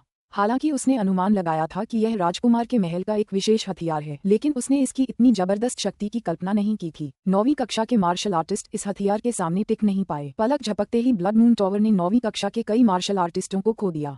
झो हानवेन का मानना था कि राजकुमार के महल में केवल एक रहस्यमय ग्रैंडमास्टर मौजूद है और उसने ब्लड मून टावर से किए गए कई हत्या के प्रयासों के बावजूद उत्तरी राजकुमार के जीवित रहने का श्रेय पूरी तरह से उस रहस्यमय ग्रैंडमास्टर को दिया था। अब ऐसा प्रतीत हो रहा था कि वे बहुत बड़ी गलती कर बैठे थे। रहस्यमयी ग्रैंडमास्टर के बिना भी केवल इस अभिनव हथियार पर निर्भर रहते हुए ब्लड मून टावर के हत्यारों के लिए उत्तरी राजकुमार की हत्या करना आसान नहीं होगा। भले ही उत्तरी राजकुमार के महल में एक भी मार्शल आर्टिस्ट न हो। सभी लोग उत्तर के राजकुमार को निकम्मा समझते थे, लेकिन अब ऐसा लग रहा था कि पूरी दुनिया को धोखा दिया गया था। इतने भयानक हथियार को अपने पास रखना और उसे गुप्त रखना उत्तर के राजकुमार की किसी साजिश का कारण जरूर बनता है, लेकिन अब इन सब बातों का कोई महत्व नहीं था। महत्वपूर्ण ये था कि वह इन परिस्थितियों में उत्तरी राजकुमार को कैसे मारेगा। शायद इसलिए कि ब्लड मून टावर के टावर मास्टर जो हानविन व्यक्तिगत रूप से टीम का नेतृत्व कर रहे थे। हालांकि पहले ग्रेनेड ने कई 9वीं श्रेणी के मार्शल आर्टिस्टों को मार गिराया, लेकिन ब्लड मून टावर के हत्यारे किसी तरह पीछे नहीं हटे। इससे लू चेन वास्तव में हैरान हो गया। हालांकि लू चेन उन्हें प्रतिक्रिया करने का समय देने के मूड में नहीं था और अगले ही पल उसने ग्रेनेड फेंकना जारी रखा। लू चेन द्वारा दिखाए गए तरीके का अनुसरण करते हुए ग्रेनेड पकड़े हुए अन्य जिनीवेई गार्डों ने भी उन्हें फेंकना शुरू कर दिया। इसके बाद ब्लड मून टावर से हमलावरों के सिर के ऊपर 1 दर्जन से अधिक ग्रेनेड फट गए। ब्लड मून टावर के बेचारे हत्यारे, उन्होंने उत्तरी राजकुमार को व्यक्तिगत रूप से देखा भी नहीं था और वे पहले ही बुरी तरह से मारे जा चुके थे। केवल कुछ ही बचे थे। इस बिंदु पर जो हानवेन घबरा गई। उन्हें यह उम्मीद नहीं थी कि इतने कम समय में उनके लगभग सभी सैनिक मारे जाएंगे। ये ब्लड मून टावर के कुलीन हत्यारे थे। पहले ये हत्यारे न केवल एक राजकुमार की जान ले सकते थे, बल्कि एक छोटे से राज्य के सम्राट को मारना भी उनके लिए कोई बड़ी बात नहीं थी। लेकिन आज उत्तरी राजकुमार पर नजर डालने से पहले ही उनमें से लगभग सभी मारे जा चुके थे। नॉर्थ प्रिंस मैंशन के हथियार बेहद भयानक थे। अच्छा नहीं, उसे जल्दी करनी चाहिए और नॉर्थ प्रिंस मैंशन छोड़ देना चाहिए। उत्तरी राजकुमार के महल के हथियारों के बारे में कभी कोई आहट नहीं हुई थी, क्योंकि बाहर से इन हथियारों को देखने वाला कोई भी व्यक्ति मारा जाता। अन्यथा ग्रेट शिया के पास ऐसे हथियारों के बारे में जानकारी न होना असंभव होता। यह एक ऐसा हथियार है जो मार्शल आर्ट की दुनिया को उलट पुलट करने के लिए काफी शक्तिशाली है। अगर यह खबर फैल गई कि नॉर्थ प्रिंस मैंशन के पास ऐसे हथियार हैं, तो पूरी मार्शल आर्ट की दुनिया कांप उठेगी और मार्शल आर्टिस्टों का रुतबा बुरी तरह गिर जाएगा। जो हानवेन ने मन ही मन सोचा कि भले ही वह उत्तर राजकुमार को मार न सके, लेकिन अगर वह किसी तरह बच निकलने में कामयाब हो जाए और उत्तर राजकुमार के महल के गुप्त हथियार के बारे में सबको बता दे, तो जल्द ही दुनिया भर के शीर्ष मार्शल आर्टिस्ट उत्तर राजकुमार की हत्या कर देंगे। उन्हें विश्वास नहीं था कि उत्तर का राजकुमार उस समय अपनी रक्षा कर पाएगा। ये सोचकर जो हानवेन भागने के लिए मुड़ गया। हालांकि जैसे ही उसने पीछे मुड़कर देखा, उसे लाल वस्त्र पहने एक व्यक्ति मिला, जिसकी कमर पर एक लंबी तलवार लटकी हुई थी और वह हवेली के मुख्य द्वार के चौखट से टिका हुआ था।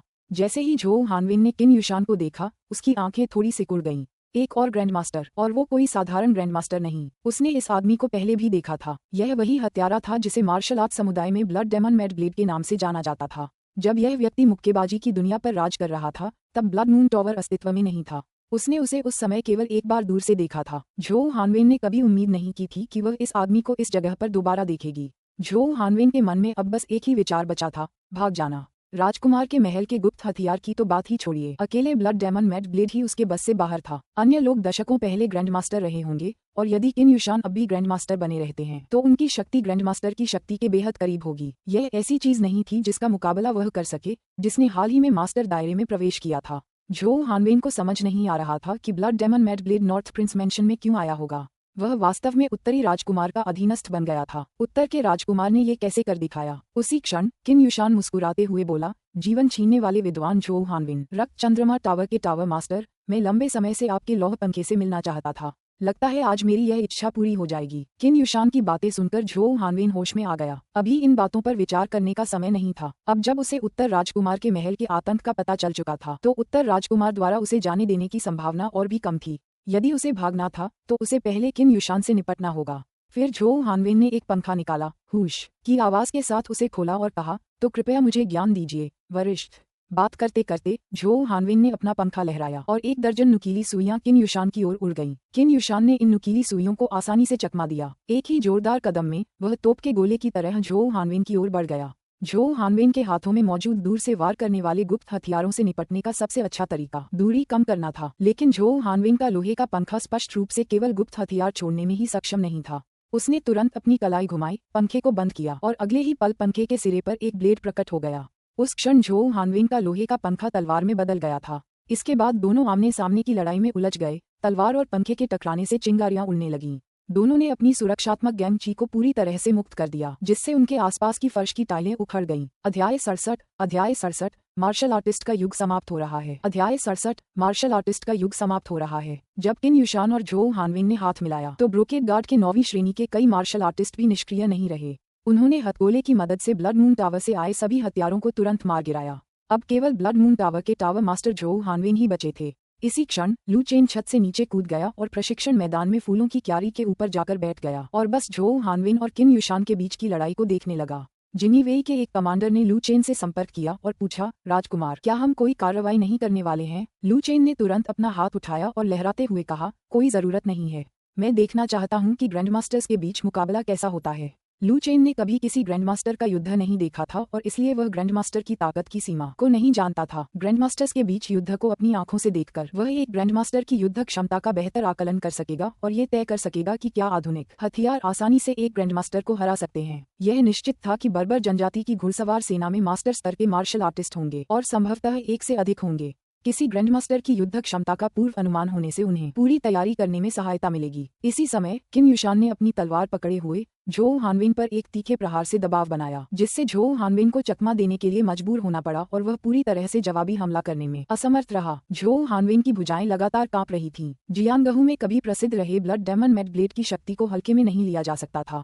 उसकी जरा सी भी गलती उसे जान से मार सकती थी। इसी क्षण झोउ हानविन की नजर दूर से लू चेन पर पड़ी। हालांकि वह लू चेन से कभी नहीं मिला था, लेकिन उसके आसपास मौजूद ब्रोकेड गार्ड्स के सम्मानजनक रवैये ने झोउ हानविन को लू चेन की पहचान का अनुमान लगाने में मदद की। झोउ हानविन को आखिरकार होश आया और उसे एहसास हुआ कि 100 फूलों के टावर में प्रवेश करने वाला व्यक्ति उत्तर राजकुमार नहीं था। कुछ ही दूरी पर खड़ा वह सुंदर युवक ही असली उत्तर राजकुमार था। शुरू से ही उनके ब्लड मून टावर पर कब्जा कर लिया गया था। इस विचार से झोउ हानविन का दिल गुस्से से जल उठा, लेकिन उस समय वह असहाय था। उसे किन युशान द्वारा दबाया जा रहा था और इन परिस्थितियों में उत्तर राजकुमार की जान लेना तो दूर, भाग निकलना भी मुश्किल था। क्या ऐसा हो सकता है कि आज वह सचमुच इस उद्दंड बच्चे के हाथों मारा जाए? ये सोचकर झोउ हानविन का हृदय अनिच्छा से भर गया। जब से उन्होंने ब्लड मून टावर के टावर मास्टर का पदभार संभाला है, हत्या के मिशन शायद ही कभी विफल हुए हैं, खासकर वे मिशन जिनमें उन्होंने व्यक्तिगत रूप से भाग लिया था, जिनकी सफलता दर 100% रही है। किसने सोचा होगा कि आज वह एक ऐसे राजकुमार द्वारा बिछाए गए जाल में फंस जाएगा जो देखने में निकम्मा लगता था। जैसे जैसे झोउ हानविन इसके बारे में सोचता गया, उसका गुस्सा बढ़ता गया और उसके शरीर के भीतर की ऊर्जा बेकाबू होकर घूमने लगी। अगले ही पल झोउ हानविन के शरीर के चारों ओर हल्की सी लाल रक्त ऊर्जा प्रकट हुई। ये दृश्य देखकर किन युशान की भौहें तन गईं। झोउ हानविन ने अपना पंखा लहराया और अनगिनत उड़ती हुई सुइयां निकलीं। किन युशान ने तुरंत कुछ कदम पीछे हटकर अपनी तलवार से उन सुइयों को रोका। हालांकि झोउ हानविन का भागने का कोई इरादा नहीं था। जैसे ही उसने अपनी सारी उड़ने वाली सुइयां छोड़ी, वह सीधे पास ही खड़े लू चेन की ओर दौड़ पड़ा। ये देखकर किन युशान का चेहरा पीला पड़ गया। अच्छा नहीं, राजकुमार, रास्ते से हट जाओ, एक दहाड़ जैसी आवाज में झोउ हानविन चिल्लाया। बदमाश, अगर तू मुझे मारना चाहता है तो तुझे मेरे साथ मौत में चलना होगा। ये सुनकर लू चेन ने हल्की सी मुस्कान बिखेरी और हिली नहीं। हथियारों का परीक्षण करने का ये सबसे अच्छा समय था। एक ग्रैंडमास्टर, वह भी ऐसा व्यक्ति जिसने ब्लड इग्निशन स्किल का इस्तेमाल किया था और जिसे गैंग क्यूई द्वारा संरक्षित किया गया था, वह ये देखना चाहता था कि क्या बैरेट की गोलियां उसके शरीर को भेद सकती हैं। इसी विचार के साथ लू चेन ने लापरवाही से अपना हाथ उठाया और लंबी बैरेट पिस्तौल उसके हाथ में आ गई, जिसका काला मुंह सीधे झोउ हानविन की छाती की ओर था। लू चेन के हाथ में छड़ी जैसे हथियार के अचानक प्रकट होने से झोउ हानविन दंग रह गया। लू चेन के हाथ में मौजूद हथियार अचानक कहीं से प्रकट हो गया था। एक ऐसा दृश्य जो किसी को भी चौंका सकता था। यहाँ तक कि किन युशान और उसके साथी ब्रोकेड गार्ड भी क्षण भर के लिए अचंभित रह गए। क्या ये किसी तरह का जादू है? इतना लंबा हथियार कहाँ से आया? लू चेन की हरकत से क्षण भर के लिए स्तब्ध होने के बावजूद झोउ हानविन का शरीर रुका नहीं। जैसे ही झोउ हानविन लू चेन के पास पहुंचने ही वाला था, उसने उपहास करते हुए कहा, तुम्हें लगता है कि एक छड़ी मुझे रोक सकती है? तुम मेरे बारे में कितना कम सोचते हो। अपने भाषण के दौरान झोउ हानविन ने लू चेन की जान लेने की तैयारी की। हालांकि जो उसने कल्पना की थी वह नहीं हुआ। अगले ही पल एक जोरदार धमाका हुआ। Gang QE. लू चेन के कंधे थोड़े पीछे की ओर झुक गए। हालांकि वह अब 9वीं श्रेणी का मार्शल आर्टिस्ट था, फिर भी बैरेट को उठाकर निशाना लगाने से काफी झटका लगता था। सौभाग्य से उसका निशाना एकदम सटीक था और इतनी नजदीकी दूरी पर एक अंधा व्यक्ति भी आंखें बंद करके लक्ष्य को भेद सकता था। गोली बेहद तेज गति से चली और यहाँ तक कि झोउ हानविन जैसे महान गुरु भी इससे बच नहीं सके। फिर भी एक ग्रैंडमास्टर आम मार्शल आर्टिस्टों से अलग होता है। जैसे ही गोली चैम्बर से निकली, झोउ हानविन की आंखों ने उस अजीब सी छड़ी की नोक से एक काला बिंदु उड़ता हुआ देखा। झोउ हानविन ने सोचा कि यह एक छिपा हुआ हथियार है और उसने अपने पंखे से इसे रोकने की योजना बनाई। तथापि जैसे ही झोउ हानविन ने अपना पंखा घुमाया, बैरेट की गोली तुरंत उसके लोहे के पंखे को भेदते हुए फिर उसकी सुरक्षात्मक गैंग ची को भेदते हुए सीधे उसकी छाती में जा लगी। जैसे ही गोली झोउ हानविन के शरीर को भेदकर अंदर घुसी, उसे दर्द का कोई एहसास नहीं रहा, लेकिन उसे यह महसूस हुआ कि कोई चीज उसके अंदर घुस गई है। झोउ हानविन को विश्वास नहीं हुआ जब उसने थोड़ा नीचे देखा तो उसकी छाती में खून से सना एक छेद था। उसकी पुतलियां सिकुड़ गईं और उसके चेहरे पर सदमे और अविश्वास के भाव आ गए। वह ये समझ नहीं पा रहा था कि एक ग्रैंडमास्टर होने के बावजूद और सुरक्षात्मक गैंग ची से लैस होने के बाद भी कोई भी छिपा हुआ हथियार उसके शरीर को कैसे भेद सकता है। और उसका लोहे का पंखा भी उसे रोक नहीं सका। कुछ ही देर में झो हानवेन की चेतना धुंधली पड़ने लगी और उसका शरीर भी धीरे धीरे ढह गया। झो हानवेन की छाती में खून से लथपथ छेद देखकर दूर से किन युशान ने गहरी सांस ली और खुद को ये कहने से नहीं रोक सका, ऐसा लगता है कि मार्शल आर्टिस्टों का युग समाप्त हो रहा है। किन युशान कुछ कारणों से जिनीवेई गार्ड बन गया था, लेकिन उसे खुद नहीं पता था कि लू चेन के पास इतना शक्तिशाली हथियार है। वह केवल इतना जानता था कि लू चेन वह गुरु था जिसका उन्हें अनुसरण करना था। लू चेन के हाथ में मौजूद हथियार से हुए नुकसान को देखने के बाद उसे धीरे धीरे समझ में आ गया कि लू चेन जिनीवेई गार्ड का स्वामी क्यों बना था, क्योंकि इस युवक का भाग्य यही था कि वह इस दुनिया के शिखर पर खड़ा होकर हर चीज पर अपनी नजरें गड़ाए रखेगा। एक ही समय पर वांग किंगसी से यह जानने के बाद कि ब्लड मून टॉवर के हत्यारे राजकुमार के महल में गए थे, मु चांगतियान तुरंत चू युकिन के साथ वहां लौट आया। रास्ते में मु चांगतियन ने चू युकिन के बेफिक्र रवैये को देखा और उत्सुकता से पूछा, मैडम चू, क्या आपको इस बात की बिल्कुल भी चिंता नहीं है कि उत्तरी राजकुमार को कुछ हो सकता है? चू युकिन ने पलटवार करते हुए कहा, क्या जनरल मु राजकुमार को मुसीबत में देखना चाहते हैं? मु चांगटियन ने तुरंत जवाब दिया, ऐसा बिल्कुल नहीं है, मुझे बस इस बात की चिंता है कि ब्लड मून टॉवर के हत्यारे राजकुमार को नुकसान पहुंचा सकते हैं। मु चांगतियान अभी अभी उत्तरी शहर पहुंचे थे और अगर उत्तरी राजकुमार के साथ कोई दुर्घटना होती है तो यह उनके परिवार के लिए अच्छा संकेत नहीं होगा, इसलिए वह लू चेन की सुरक्षा को लेकर सबसे ज्यादा चिंतित थे। मैडम चू की शांति देखकर मु चांगटियन के मन में थोड़ी जिज्ञासा उत्पन्न हुई। क्या नॉर्थ प्रिंस मैंशन सचमुच इतना शक्तिशाली था कि ब्लड मून टावर से एक ग्रैंडमास्टर और पूरी सेना की तैनाती के बावजूद वे बिल्कुल भी विचलित नहीं हुए? कुछ ही समय बाद मु चांगटियन और चू युकिन राजकुमार के महल में लौट आए। मु चांगटियन ने ब्लड मून टावर के हत्यारों से बचाव में मदद करने के इरादे से तुरंत राजकुमार के महल में प्रवेश किया, लेकिन वहां पहुंचते ही उसे काले कपड़ों में लिपटे हुए कई मृत शरीर मिले। ये टावर के हत्यारे थे। यह अध्याय 68। मैडम चू, एक वैद्य स्वयं का इलाज नहीं कर सकता। अध्याय 68। मैडम चू, एक वैद्य स्वयं का इलाज नहीं कर सकती। मु चांगतियान और चू युकिन को लौटते देख लू चेन ने मुस्कुराते हुए कहा, ससुर जी, मैडम चू, आपने बहुत मेहनत की है। चू युकिन कुछ नहीं बोली। वह जल्दी से लू चेन के पास गई और चिंता से पूछा, चेना, क्या तुम ठीक हो? कहीं चोट तो नहीं लगी? हालांकि वापसी के रास्ते में वह राजकुमार के महल की स्थिति को लेकर चिंतित नहीं लग रही थी, फिर भी वह लू चेन की हालत को लेकर बहुत चिंतित थी। लू चेन जवाब देने ही वाला था कि वह ठीक है, तभी अचानक उसे कुछ याद आया। फिर उसने तुरंत अपनी छाती पर हाथ रखा और तनाव भरे चेहरे से कहा, मैडम चू, मैं ठीक हूँ, बस मामूली चोट लगी है। लू चेन की हालत देखकर चू युकिन बेहद चिंतित हो गई। चेना, क्या तुम्हें अभी कहीं कोई अस्वस्थता महसूस हो रही है? लू चेन ने कहा, कोई असुविधा नहीं है, लेकिन मुझे ऐसा लग रहा है कि मेरे दांतियान में कुछ जमा हो रहा है, जिससे सांस लेने में कठिनाई हो रही है। ये सुनकर पास ही खड़े मु चांगतियान चिंतित हो गए। वे कुछ कहने ही वाले थे कि तभी उन्होंने लू चेन को कहते सुना, कमांडर किन, कृपया राजकुमार के महल में पड़े शवों को संभालने में मदद कीजिए। मेरी तबीयत ठीक नहीं है, इसलिए मैं पहले आराम करने जा रहा हूँ। इस पर लू चेन ने सबके सामने चू युकिन का कोमल हाथ पकड़ा और जाते हुए कहा, मैडम चू, कृपया मेरी स्थिति को जल्दी से ठीक करने में मेरी मदद करें। मुझे अपने अंदर की ऊर्जा में अवरोध बढ़ता हुआ महसूस हो रहा है। ये दृश्य देखकर मु चांगतियान दंग रह गया। लू चेन और चू युकिन के जाने के बाद मु चांगतियान ने उत्सुकता से किन युशान से पूछा, कमांडर किन, उत्तरी राजकुमार ठीक हैं, है ना? मु चांगतियान को समझ नहीं आ रहा था कि क्या हो रहा है। उसे सच में लगा था कि लू चेन गंभीर रूप से घायल है और उसे चू युकिन के इलाज की जरूरत है। मु चांगतियान का सवाल सुनकर किन युशान ने मुस्कुराते हुए कहा, बेशक उत्तर राजकुमार ठीक नहीं है। यह मु चांगतियान ने उलझन में पूछा, जब उत्तर राजकुमार ठीक नहीं है तब भी तुम क्यों मुस्कुरा रहे हो? किन युशान ने पलटवार करते हुए कहा, जनरल मु, क्या आप यह नहीं बता सकते कि उत्तरी राजकुमार केवल मैडम चू के सामने ही अपनी समस्याएं दिखाते हैं? मु चांगतियान मूर्ख नहीं था। किन युशान के स्मरण से उसे तुरंत सच्चाई का एहसास हो गया। चोटों की बात महज एक बहाना थी, तो क्या ऐसा हो सकता है कि उत्तरी राजकुमार के मन में चू युकिन के प्रति कुछ और ही विचार हों? मु चांगतियान ने तुरंत आगे सोचने से खुद को रोक लिया। ऐसे मामलों में दखल देना उसका काम नहीं था। किसी पुरुष का किसी खूबसूरत महिला के बारे में सोचना स्वाभाविक है। आखिर उत्तर का राजकुमार भी एक पुरुष ही है, इसमें कोई अजीब बात नहीं है।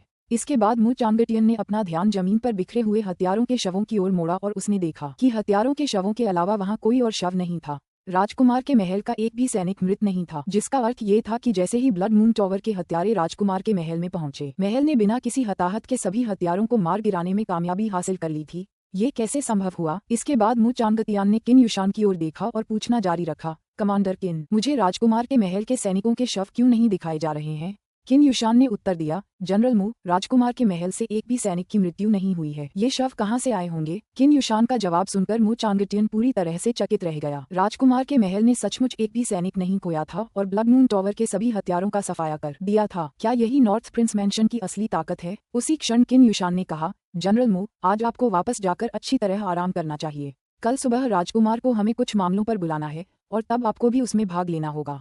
ये सुनकर मु चांगटियन ने कहा, ठीक है, मैं वापस चला जाऊंगा। इसके बाद मु चांगटियन मुड़ा और राजकुमार के महल से चला गया। इस दौरान अध्ययन कक्ष में पहुंचने के बाद लू चेन ने बहुत असहज होने का नाटक किया। लू चेन को इस हालत में देखकर चू युकीन ने चिंतित चेहरे से कहा, चेना, मुझे डराओ मत। तुम्हें क्या हुआ है? लू चेन ने जवाब दिया, बस अभी अभी एक हत्यारे ने लापरवाही से मुझे हथेली से वार किया। कमांडर किन ने मेरी जांच की और कहा कि कुछ गंभीर नहीं है, लेकिन किसी कारण से मुझे अपनी छाती में बेचैनी महसूस हो रही है। लू चेन की बातें सुनकर चू युकीन ने पुरुषों और महिलाओं के बीच शारीरिक संपर्क से संबंधित मर्यादाओं की परवाह करना छोड़ दिया और सीधे कहा, जल्दी से अपने कपड़े उतारो, मुझे देखने दो। बिना कुछ और कहे लू चेन ने तुरंत अपने कपड़े उतारने शुरू कर दिए और अपने ऊपरी वस्त्र उतार दिए। चू युकीन ने तुरंत अपने कोमल हाथों से लू चेन की छाती को धीरे से छुआ। उसने अपनी आंतरिक शक्ति को लू चेन के शरीर में प्रवाहित किया ताकि यह जांच सके कि कहीं कोई समस्या तो नहीं है, लेकिन उसे कोई समस्या नहीं मिली। चू युकीन ने मन ही मन बुदबुदाया, अजीब बात है, मुझे भी कुछ असामान्य नहीं दिख रहा है। इतना कहकर चू युकीन ने अपना सिर उठाया और अपनी खूबसूरत आंखों से लू चेन को देखते हुए कहा, चेना, क्या ऐसा हो सकता है कि पिछली बार की तरह मार्शल आर्ट के प्रशिक्षण के दौरान कोई समस्या आ गई हो, जिसके कारण तुम्हारी आंतरिक शक्ति का संचार ठीक से न हो पा रहा हो? लू चेन ने जवाब दिया, ऐसा संभव है। शायद उस चोर ने मुझे मारा, जिससे हाल के प्रशिक्षण दिनों में जमा हुई मेरी छिपी हुई चोटें उभर आईं, और मुझे ऐसा महसूस हो रहा है कि मेरे दांतियान का प्रवाह सुचारू नहीं है। अचानक चू युकीन को कुछ सूझा और उसने कहा, क्या तुमने यह नहीं कहा था कि तुम्हें शरीर को ठीक करने की एक अमर तकनीक आती है? क्यों न इसका इस्तेमाल खुद का इलाज करने के लिए करो? लू चेन ने आह भरी, मैडम चू, आप जानती हैं कि एक डॉक्टर के लिए खुद का इलाज करना मुश्किल होता है। मेरी अमरता की तकनीक का उपयोग केवल दूसरों के इलाज के लिए किया जा सकता है, खुद के लिए नहीं। चू युकीन ने चिंता से पूछा, तो फिर हमें क्या करना चाहिए? लू चेन ने मुस्कुराते हुए पूछा, मैडम चू, क्या आप पिछली बार मेरी हालत को नियंत्रित करने के लिए इस्तेमाल की गई विधि को भूल गई हैं? यह चू युकीन एक पल के लिए हिचकिचाई। बेशक वह यह नहीं भूली थी कि उसने पिछली बार लू चेन की मदद कैसे की थी, लेकिन फिर भी उसे लगा कि वह तरीका थोड़ा अनुचित था। इसके अलावा पिछली बार तो वह लगभग गलती कर ही बैठी थी। अगर उसने वही गलती दोबारा की तो क्या होगा अगर वह बाद में खुद पर काबू न रख पाए? पिछली बार जो हुआ था उसे याद करते हुए चू युकीन के सुंदर और गरिमामय चेहरे पर तुरंत शर्मिंदगी झलक उठी और फिर उसने कहा, चेना, क्या वह तरीका वाकई तुम्हारे शरीर के लिए कारगर है? लू चेन ने जवाब दिया, क्या हमने पिछली बार इसे आजमाया नहीं था? यह निश्चित रूप से प्रभावी है। चू युकीन एक पल के लिए हिचकिचाई, फिर बोली, ठीक है, चलो फिर से कोशिश करते हैं, लेकिन इस बार अपने पैर मुझसे दूर रखना। जैसे ही उसने ये कहा, चू युकीन का चेहरा और भी लाल हो गया, मानो वह एक शर्मीली और खूबसूरत महिला की पूरी छवि पेश कर रही हो। उनके ऊपरी शरीर का एक दूसरे के करीब होना तो ठीक था, लेकिन निचले शरीर का एक दूसरे के करीब होना अनुचित होता। उसे ये भी पता था कि लू चेन के मन में उसके लिए कुछ भावनाएं थीं और उसे चिंता थी कि वह खुद पर काबू नहीं रख पाएगा। चू युकीन की सहमति देखकर लू चेन ने कहा, मैं समझ गया। फिर लू चेन ने अपने हाथ ऊपर उठाए और सीधे चू युकीन की कमर को गले लगा लिया। चू युकीन के कूल्हे डेस्क से टिके हुए थे, जिस पर दबाव पड़ने से डेस्क थोड़ा सा धंस गया था। उसी क्षण लू चेन ने चू युकीन के कान में फुसफुसाते हुए कहा, मैडम चू, इस बार बर्बर जनजाति के हमले के साथ मुझे नहीं पता कि मैं बाद में आप सभी से मिल पाऊंगा या नहीं।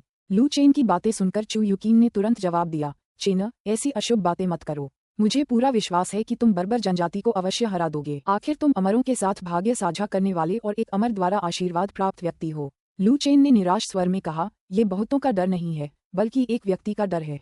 इस समय लू चेन ने अपनी बाहों को और कस लिया। जेंटल जेड फ्रेग्रेंस को अपनी बाहों में कसकर भर लिया और उनके शरीर भी एक दूसरे से बेहद करीब आ गए। चू युकीन ने लू चेन के उत्साह से बचने की कोशिश में अपनी कमर को थोड़ा सा घुमाया, लेकिन जब उसने पाया कि वह बिल्कुल भी हिल नहीं सकती, तो उसने उसे खुद को पकड़ने दिया। तभी लू चेन के शरीर से आती विशिष्ट मर्दाना खुशबू चू युकीन की नाक में पहुंची, जिससे उसे अचानक पूरे शरीर में गर्माहट का एहसास हुआ। चू युकीन घबरा गई। वाकई यह पिछली बार जैसा ही था। अध्याय 69 तुम मेरे साथ ऐसा व्यवहार कैसे कर सकते हो? अध्याय 69 तुम मेरे साथ ऐसा व्यवहार कैसे कर सकते हो? चू युकीन अपनी ऊर्जा को अपने शरीर में हो रही असामान्य संवेदनाओं को शांत करने और अपने बेचैन दिल को स्थिर करने के लिए इस्तेमाल करना चाहती थी, लेकिन पहले की तरह अब भी उसके पास एक साधारण व्यक्ति की तरह कोई कौशल नहीं था। चू युकीन को थोड़ी घबराहट महसूस हो रही थी। लू चेन से हर बार बात करते समय उसे ऐसा ही लगता था। अगर ऐसा ही चलता रहा तो कौन जाने एक दिन उससे कोई गलती हो जाए। सौभाग्य से इस समय लू चेन ने कोई अनुचित हरकत नहीं की। उसने चू युकीन को कसकर पकड़ रखा था, अपना सिर उसके सुगंधित कंधे पर टिकाए हुए उसके कान में फुसफुसाते हुए कहा, अगर एक दिन मुझे कुछ हो जाता है तो जिक्सुआन और बाकी लोगों का ख्याल रखना, मैं उन्हें तुम्हारे भरोसे छोड़ रहा हूँ। लू चेन के लहजे को सुनकर मानो वह अपनी अंतिम इच्छाएं बता रहा हो, चू युकीन ने तुरंत कहा, चेना, अगर तुमने दोबारा ऐसी बातें कहीं तो मैं क्रोधित हो जाऊंगी। चू युकीन की राय में लू चेन के शब्द बहुत अशुभ थे। अगर वे सचमुच एक बुरा शगुन साबित हुए तो अगर उसे कुछ हो गया तो वह क्या करेगी? चू यूकिन के लहजे में गंभीरता देखकर लू चेन मुस्कुराया और बोला, ठीक है, मैं अब और कुछ नहीं कहूंगा। चू यूकिन के शरीर की कोमलता को महसूस करते हुए लू चेन के विचार अन्य बातों की ओर भटक गए। उसका रक्त प्रवाह तेज हो गया और वह कुछ बेचैन हो गया। एक अनोखी सूक्ष्म सुगंध ने लू चेन की नाक पर हमला किया, जो लगातार उसे उकसा रही थी, मानो उसे चिढ़ा रही हो। चू यूकिन ने भी इस क्षण कुछ अजीब महसूस किया। वह थोड़ा हिली और लू चेन से अपने कूल्हों को दूर करने की कोशिश करने लगी। हालांकि लू चेन ने उसकी इच्छा पूरी नहीं की। उसका बड़ा हाथ थोड़ा नीचे खिसका और चू यूकिन के कूल्हों को जकड़ लिया, जिससे वह हिल नहीं सकी। चू यूकिन का दिल उथल पुथल में था। उसने लू चेन से इतनी हिम्मत की उम्मीद नहीं की थी। उसने जल्दी से लू चेन को अपने शरीर के ऊपरी हिस्से से थोड़ा दूर धकेला, फिर नम आंखों से उसकी ओर देखते हुए पूछा, चेना, अब कैसा लग रहा है? अगर आप ऐसा करते हैं तो कृपया मुझे छोड़ दें। चू यूकिन की आवाज में थोड़ी विनती झलक रही थी। अगर ऐसा ही चलता रहा तो हालात वाकई बिगड़ सकते हैं। लू चेन ने कहा, मुझे अभी भी असहज महसूस हो रहा है। मुझे थोड़ी देर और रुकने दीजिए। शायद यह मेरे शरीर में जमा हुई कई छिपी हुई चोटों के कारण है। मुझे ठीक होने के लिए कुछ समय चाहिए। चू यूकिन का चेहरा लाल हो गया और उसने धीरे से कहा, क्या तुम अपने हाथों को थोड़ा संभल कर रख सकते हो? हर जगह मत छुओ। अगर ऐसा ही चलता रहा तो मुझे सच में गुस्सा आ जाएगा। लू चेन ने मासूमियत से कहा, इधर उधर छूना नहीं, क्या मेरे हाथ हर समय यही नहीं थे? चू यूकिन ने अपने होंठ सिकोड़ लिए और कुछ नहीं कहा। उसके लिए अपनी भावनाओं को व्यक्त करना वाकई मुश्किल था। जैसे जैसे समय बीतता गया, चू यूकिन के लिए अपने दिल की बेचैनी को दबाना और भी मुश्किल होता गया। उसका पूरा शरीर कमजोर पड़ गया और वह खड़े रहने के लिए लू चेन पर निर्भर हो गई। इस समय लू चेन ने चू यूकिन की खूबसूरत आंखों में देखते हुए कहा, मुझे लगता है कि यह उपचार विधि अब उतनी प्रभावी नहीं रही। हमें एक कदम और आगे बढ़ने की जरूरत है। ये सुनकर पहले से ही स्तब्ध चू यूकिन अचानक होश में आ गई। एक कदम और आगे बढ़ें? उनके शरीर पहले से ही एक दूसरे से सटे हुए थे। अगर वे एक और कदम बढ़ाते तो क्या इसका मतलब यह नहीं होता कि? चू यूकिन ने आगे सोचने की हिम्मत नहीं की और जल्दी से कहा, नहीं, हम ऐसा नहीं कर सकते। चू यूकिन के चेहरे पर उत्साह का भाव देखकर लू चेन मुस्कुराया और बोला, तुमने मुझे गलत समझा, मेरा मतलब वो नहीं था। लू चेन की बातें सुनकर चू यूकिन थोड़ी शांत हुई और फिर कोमल स्वर में पूछा, चेना, आगे बढ़ने से तुम्हारा क्या मतलब है? चू यूकिन के बोलने से पहले ही लू चेन ने आगे झुककर पहल की और उसके सुगंधित होठों को चूम लिया। चू यूकिन का दिमाग खाली हो गया। उसे लू चेन से ऐसी उम्मीद नहीं थी और उसकी हरकतें इतनी अचानक थीं कि उसे बचने का समय भी नहीं मिला। उस समय लू चेन ने चू यूकिन की अनुकूलता पर एक नजर डाली। ये हमेशा 98 पर थी। 100 तक पहुंचने के लिए बस 2 अंक कम थे, लेकिन उनके इस पहलपूर्ण चुंबन से चू यूकिन की लोकप्रियता कम नहीं हुई, बल्कि एक अंक बढ़कर 99 हो गई। XXX लू चेन को कुछ अविश्वास महसूस हुआ, क्योंकि उसने इस घटना के बाद चू यूकिन के प्रति अपने स्नेह में कमी आने की आशंका जताई थी। दरअसल ये काफी समझ में आने वाली बात थी। चू यूकिन के मन में हमेशा से उसके लिए ये भावनाएं दबी हुई थीं और ड्रैगन और फीनिक्स चाय के निरंतर प्रभाव से उसका दिल लंबे समय से उसी का हो गया था। हालांकि दुनिया की कुछ पारंपरिक नैतिक मान्यताओं के कारण, जिन्होंने उसे जंजीरों की तरह जकड़ रखा था, उसने कभी भी लू चेन के साथ रिश्ते को आगे बढ़ाने की हिम्मत नहीं की। लेकिन आज लू चेन ने उनके बीच की असहज स्थिति को तोड़ने की पहल की, जिसने सीधे तौर पर चू यूकिन के दिल में बंधी बेड़ियों को तोड़ दिया, जिससे लू चेन के प्रति उसकी अनुकूलता बढ़ने लगी। चू यूकिन ने जब खुद को संभाला तो उसने तुरंत अपना हाथ उठाया और लगातार लू चेन की छाती पर धक्का देते हुए उसे दूर धकेलने की कोशिश की। चू यूकिन ने अपने कोमल हाथों से लू चेन की छाती को दबाते हुए विरोध में आवाजें निकालीं, लेकिन लू चेन ने इनमें से किसी पर भी ध्यान नहीं दिया। संवेदनहीनता के लिए ये सबसे अच्छा मौका था। अगर वह और चू यूकिन बिना किसी और घटनाक्रम के ऐसे ही चलते रहे तो उनका रिश्ता इसी तरह गतिरोध में फंसा रहेगा। लू चेन ने आज चू यूकिन को अपने साथ ले जाने की योजना नहीं बनाई थी, लेकिन उसके साथ अंतरंगता की आदत डालना उसके लिए आवश्यक था। तभी भविष्य में उचित परिस्थितियों में वह उसे आसानी से स्वीकार कर पाएगी। चू यूकिन ने कुछ पल संघर्ष किया और जब उसे एहसास हुआ कि वह लू चेन को हिला नहीं सकती, तो उसके पास हार मानने और चुपचाप उसके चुंबनों को स्वीकार करने के अलावा कोई विकल्प नहीं बचा था। ऐसा लगा मानो अनंत काल बीत गया हो। फिर चू यूकिन ने महसूस किया कि लू चेन के हाथ तेजी से बेचैन हो रहे हैं। अचानक उसका दिमाग होश में आया और उसे एहसास हुआ कि अगर यह सिलसिला जारी रहा तो वह शायद लू चेन की प्रेमिका बन जाएगी। नहीं, यह अब और नहीं चल सकता। वह यू का बच्चा है, मैं गलती नहीं कर सकता। उसे ये ताकत कहाँ से मिली, यह उसे खुद नहीं पता था, लेकिन उसने अचानक उसे धक्का दिया और इस बार वह सचमुच लू चेन को दूर धकेलने में कामयाब हो गई। लू चेन को धक्का देकर दूर करने के बाद चू यूकिन ने आंखों में आंसू और शर्म और आक्रोश के साथ कहा, चेना, तुमने हद पार कर दी। तुम मेरे साथ ऐसा व्यवहार कैसे कर सकते हो? मैं तुम्हारी चाची हूँ, तुम्हें पता है ना? चू यूकिन की दयनीय और भावुक हालत देखकर लू चेन को अंदर ही अंदर अपराधबोध हुआ। उसने तुरंत कहा, अभी अभी मुझे नहीं पता क्या हुआ। अचानक मेरा खुद पर से नियंत्रण नहीं रहा और शायद इसका संबंध उस अमरता के नियम से है जिसका मैं अभ्यास कर रहा हूँ। मैं गलत था, कृपया गुस्सा मत होना, ठीक है? लू चेन की बातें सुनकर चू यूकिन थोड़ी शांत हुई। उसने अपनी आस्तीन से आंसू पोंछे और फिर पूछा, अब तुम्हारा शरीर कैसा महसूस कर रहा है? लू चेन ने जवाब दिया, इसमें कुछ सुधार हुआ है। ये पहले से काफी बेहतर है। लू चेन का जवाब सुनकर चू यूकिन ने कहा, मैं तुम्हें ठीक होने में मदद कर सकती हूँ, लेकिन दोबारा मुझसे पंगा मत लेना। लू चेन ने हताश भाव दिखाते हुए कहा, मैं समझ गया। लू चेन के हाव भाव को देखकर चू यूकिन को एहसास हुआ कि उसने अपने शब्दों में बहुत कठोर बात कह दी थी। उसे बेहद अपराधबोध हुआ और फिर उसने पहल करते हुए लू चेन के करीब जाकर उसके चौड़े सीने पर सिर टिका दिया। ये देखकर लू चेन दंग रह गया। उसने कभी सोचा भी नहीं था कि चू यूकिन खुद ही उसके करीब आ जाएगी। उसी क्षण चू यूकिन ने कहा, हिलो मत, बस मुझे तुम्हें पकड़ने दो। ये सुनकर लू चेन ने जवाब दिया, ठीक है। थोड़ी देर बाद चू यूकिन ने लू चेन में फिर कुछ गड़बड़ देखी और गुस्से से लाल होकर उसने ललचाते हुए कहा, चेन, तुम छोटे बदमाश, तुम हमेशा इतने बेचैन क्यों रहते हो। अध्याय 70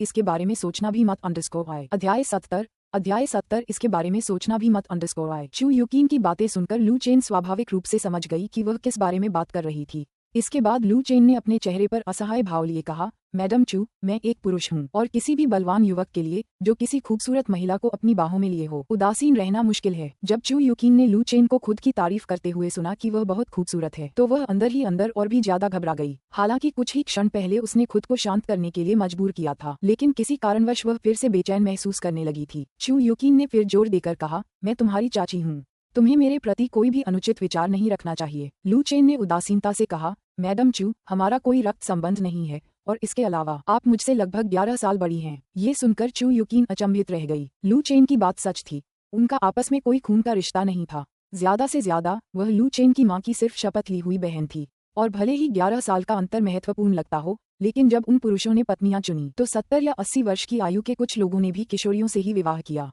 वास्तव में यह आयु अंतर उतना महत्वपूर्ण नहीं था। अगर इस तरह से सोचा जाए तो ऐसा नहीं लगता कि उन दोनों में कुछ भी विशेष रूप से अनुपयुक्त था। इस समय चू यूकिन का दिमाग सुन्न हो गया और उसने तुरंत खुद को अनपेक्षित विचारों में डूबने से रोक लिया। वह ऐसा सोच भी कैसे सकती है, वह एक विवाहित महिला थी, अब वह विधवा थी और चेन एक राजकुमार था। भला एक राजकुमार विधवा से विवाह कैसे कर सकता है। ये सोचकर चू यूकिन ने तुरंत कहा, चेन, मुझे तुम्हारी बातों से कोई फर्क नहीं पड़ता, बस अपनी चाची के बारे में सोचना भी मत। अगर यूए को पता चल गया कि मैंने उसके बेटे के शव के साथ धोखा किया है तो मरने के बाद मैं उसका सामना कैसे करूंगी। चू यूकिन की बातें सुनकर लू चेन हंस पड़ा और बोला, तो फिर मुझे ही तुम्हें बेवकूफ बनाने दो। चू यूकिन ने हल्की सी नाक सिकोड़ते हुए कहा, इसके बारे में सोचना भी मत। चू यूकिन की बातें सुनकर लू चेन मंद मंद मुस्कुराया। हालांकि चू यूकिन अपने शब्दों से बहुत अड़ियल थी, लेकिन वह समझ गया था कि उसका बचाव कमजोर पड़ने लगा है और कुछ और अंतरंग मुलाकातों के बाद चू यूकिन पूरी तरह से हार मान लेगी। कुछ समय बाद चू यूकिन ने धीरे से पूछा, चेन, क्या अब तुम्हें बेहतर लग रहा है। लू चेन ने जवाब दिया, मेरा दांतियान बेहतर महसूस हो रहा है। ऊर्जा प्रवाह अवरुद्ध होने की वह अनुभूति अब नहीं है, लेकिन मुझे अन्य जगहों पर असहजता महसूस हो रही है। ये सुनकर चू यूकिन तुरंत लू चेन का मतलब समझ गई। उसने गुस्से से कहा, अरे बदमाश, ये मत सोचो कि मुझे तुम्हारे मन की बात पता नहीं है। अपनी बाकी शारीरिक समस्याओं का समाधान खुद मुजिक्सुआन जाकर करवाओ। इतना कहकर चू यूकिन ने लू चेन को हल्के से धक्का दिया और उससे कुछ कदम पीछे हट गई। चेन, अब तुम ठीक हो, मैं चलता हूँ। लू चेन ने कहा, ठीक है। लू चेन को लगा कि फिलहाल इतना काफी है। इस तरह के मामलों में धीरे धीरे आगे बढ़ने की जरूरत होती है, बल प्रयोग की नहीं। इसके बाद चू यूकिन मुड़कर दरवाजे की ओर चल पड़ी। चू यूकिन की मोहक आकृति देखकर लू चेन खुद पर काबू खो बैठा और तुरंत मुजिक्सुआन के आंगन में जाकर उसे उठाया और अगले कमरे में ले गया ताकि उनके बीच संबंध मजबूत हो सके। अगली सुबह तड़के लू चेन के उठने से पहले ही उत्तरी शहर के महत्वपूर्ण अधिकारी राजकुमार के महल में पहुंच चुके थे। प्रिंस मैंशन के प्रशिक्षण मैदान में कवचधारी जनरलों और कर्नलों को देखकर प्रीफेक्चर गवर्नर ली रुई कुछ हद तक हैरान रह गए। इस समय राजकुमार के महल में उन्हें इकट्ठा करने का उद्देश्य क्या था। जब से उत्तरी राजकुमार उत्तरी नगर में आया था, उसने उत्तरी नगर के मामलों में कोई दखल नहीं दिया था। हर बार जब वह उत्तरी राजकुमार के पास अपने कर्तव्यों की रिपोर्ट देने जाता था तो उत्तरी राजकुमार उसे टालने के लिए कोई न कोई बहाना ढूंढ लेता था। ऐसा प्रतीत होता है कि यह पहली बार था जब उत्तरी राजकुमार ने उन्हें राजकुमार के महल में बुलाया था। XXX क्या ऐसा हो सकता है कि उत्तरी राजकुमार उत्तरी शहर के मामलों का जिम्मा अपने हाथ में लेने की योजना बना रहा हो। ये सोचकर ली रुई के मन में कुछ तनाव पैदा हो गया। उन्हें इस बात का संदेह था कि उत्तर राजकुमार नीति में कोई बड़ा बदलाव करेंगे या नहीं। यदि उत्तर राजकुमार वास्तव में सुधार शुरू करने का इरादा रखते हैं तो प्रांत के राज्यपाल के रूप में उनका कार्यभार काफी बढ़ सकता है। बेशक ली रुई की सबसे बड़ी चिंता यह नहीं थी। उन्हें सबसे ज्यादा चिंता इस बात की थी कि उत्तरी राजकुमार सुधारों को आगे बढ़ाने के लिए उन्हें प्रांत के राज्यपाल पद से हटाकर अपने करीबी लोगों में से किसी एक को नियुक्त कर सकते हैं। ये सोचकर ली रुई तुरंत ली फेंग के पास गए और धीमी आवाज में पूछा, जनरल ली, क्या आप जानते हैं कि राजकुमार ने हमें यहाँ क्यों बुलाया है। ली फेंग ने सिर हिलाते हुए कहा, मुझे भी अभी अभी राजकुमार का संदेश मिला है और मुझे नहीं पता कि वह किस बारे में बात करना चाहते हैं। ली फेंग से यह सुनकर ली रुई और भी चिंतित हो गया। उत्तर राजकुमार के करीबी और महत्वपूर्ण सेनापति ली फेंग को भी इस मामले की जानकारी नहीं थी, इसलिए ये जरूर कोई महत्वपूर्ण बात होगी। उस पल में कवच पहने एक अधेड़ उम्र का व्यक्ति 2 युवकों के साथ प्रशिक्षण मैदान में दाखिल हुआ। उस आदमी को देखकर ली फेंग और वे सैनिक जो शुरू में लू चेन के साथ उत्तरी शहर आए थे, स्तब्ध रह गए। इसके बाद ली फेंग उस व्यक्ति के पास गया। जैसे ही वह अभिवादन करने वाला था, उस व्यक्ति ने अपना हाथ उठाकर उसे रोक दिया। ली फेंग ने मू चांगटियन को हैरानी से देखते हुए पूछा, जनरल मू, आप उत्तरी शहर क्यों आए हैं? ली फेंग की बात सुनकर मू चांगटियन मुस्कुराया और सुधार करते हुए बोला, जनरल ली, आपने मुझे किसी और के लिए गलत समझा है। मेरा उपनाम मो है, मू नहीं। मू चांगटियन द्वारा दी गई इस स्पष्टीकरण के बाद ली फेंग को तुरंत एहसास हो गया कि राजधानी शहर में कुछ न कुछ जरूर हुआ होगा। मू चांगतियान के अधीनस्थ होने के नाते वह मू चांगतियान और उनके 2 बेटों को कैसे नहीं पहचान सकता था। ली फेंग को आखिरकार समझ में आ गया कि मू चांगटियन ने उन्हें उत्तरी राजकुमार के साथ क्यों भेजा था। स्थिति को देखते हुए ऐसा लगता है कि हु बेन सेना को पहले ही भंग कर दिया गया था और उसका पुनर्गठन किया गया था। इसके बाद ली फेंग ने पूछा, जनरल मो, राजधानी में क्या हुआ है? मू चांगटियन ने उत्तर दिया, ड्यूक मू निवास चीन राष्ट्र के बचे हुए गुटों के साथ साजिश रचने में शामिल था और सम्राट द्वारा उसे निर्वासित कर दिया गया था। इस वजह से हमारे मो परिवार को भी कष्ट सहना पड़ा। निर्वासन के रास्ते में हम पर हत्यारों ने हमला किया, लेकिन सौभाग्य से राजकुमार ने हमें बचाने के लिए किसी को भेजा और हमें उत्तरी शहर ले आए। मू चांगतियान की बातें सुनकर ली फेंग का दिमाग एक पल के लिए सुन्न हो गया। हाल ही में उसने राजकुमार के महल में हुए बदलावों पर भी ध्यान दिया था, जहां हाल ही में कई 9वीं श्रेणी के विशेषज्ञ आए थे। यहाँ तक कि एक ऐसा भी था जो उस्ताद स्तर का प्रतीत होता था। ली फेंग ने उत्तर राजकुमार की असाधारण क्षमताओं को लंबे समय से पहचाना था, इसलिए उत्तर राजकुमार द्वारा मू चांगतियान को बचाना उसके लिए कोई आश्चर्य की बात नहीं थी। लेकिन उसे उत्तर राजकुमार के दुस्साहस पर विश्वास करना कठिन लग रहा था। किसी को बचाने की क्षमता होना और किसी को बचाने का साहस होना, दोनों में अंतर होता है। कुछ लोगों में दूसरों को बचाने की क्षमता तो हो सकती है, लेकिन जरूरी नहीं कि उनमें ऐसा करने का साहस भी हो। सम्राट के साथ संघर्ष के कारण ड्यूक मू निवास को नष्ट कर दिया गया था, फिर भी उत्तरी राजकुमार ने ऐसी परिस्थितियों में पूरे परिवार को बचाने का साहस दिखाया, जिससे उत्तरी राजकुमार का जबरदस्त साहस प्रदर्शित हुआ। अगर कोई और राजकुमार होता तो वे इसमें शामिल होने से डरते और ड्यूक मू के निवास से किसी भी तरह का संपर्क करने की हिम्मत नहीं करते। ली फेंग ने मन ही मन सोचा, क्या ऐसा हो सकता है कि उत्तरी राजकुमार ने जनरल मू की वजह से आज उन्हें बुलाया हो? जब ली फेंग इस बारे में सोच ही रहा था कि राजकुमार के महल से एक दासी आई और सभी से बोली, राजकुमार ने आप सभी को अपने अध्ययन कक्ष में प्रतीक्षा करने के लिए कहा है। ये सुनकर सभी तुरंत लू चेन के अध्ययन कक्ष की ओर चल पड़े। लू चेन उठकर साधारण नाश्ता करने के बाद अपने अध्ययन कक्ष की ओर चल पड़ा। वहीं अध्ययन कक्ष में बैठे लोग ये जानने की कोशिश कर रहे थे कि उत्तरी राजकुमार ने उन्हें क्यों बुलाया है। फिर उत्तर के राजकुमार की आकृति द्वार पर प्रकट हुई और सभी ने तुरंत प्रणाम करते हुए कहा, हम उत्तर के राजकुमार को प्रणाम करते हैं। लू चेन ने औपचारिकताओं को समाप्त करने के लिए हाथ हिलाया और सीधे अपनी मेज पर जाकर उस पर फैला हुआ नक्शा खोला। ली रुई ने सबसे पहले बोलते हुए कहा, राजकुमार, क्या मैं पूछ सकता हूँ कि आपने आज हमें यहाँ क्यों बुलाया है? अध्याय 71, क्या हमें शाही दरबार से सहायता लेनी चाहिए? अध्याय 71, क्या हमें शाही दरबार से सहायता लेनी चाहिए? ली रुई का सवाल सुनकर लू चेन ने सीधे जवाब नहीं दिया।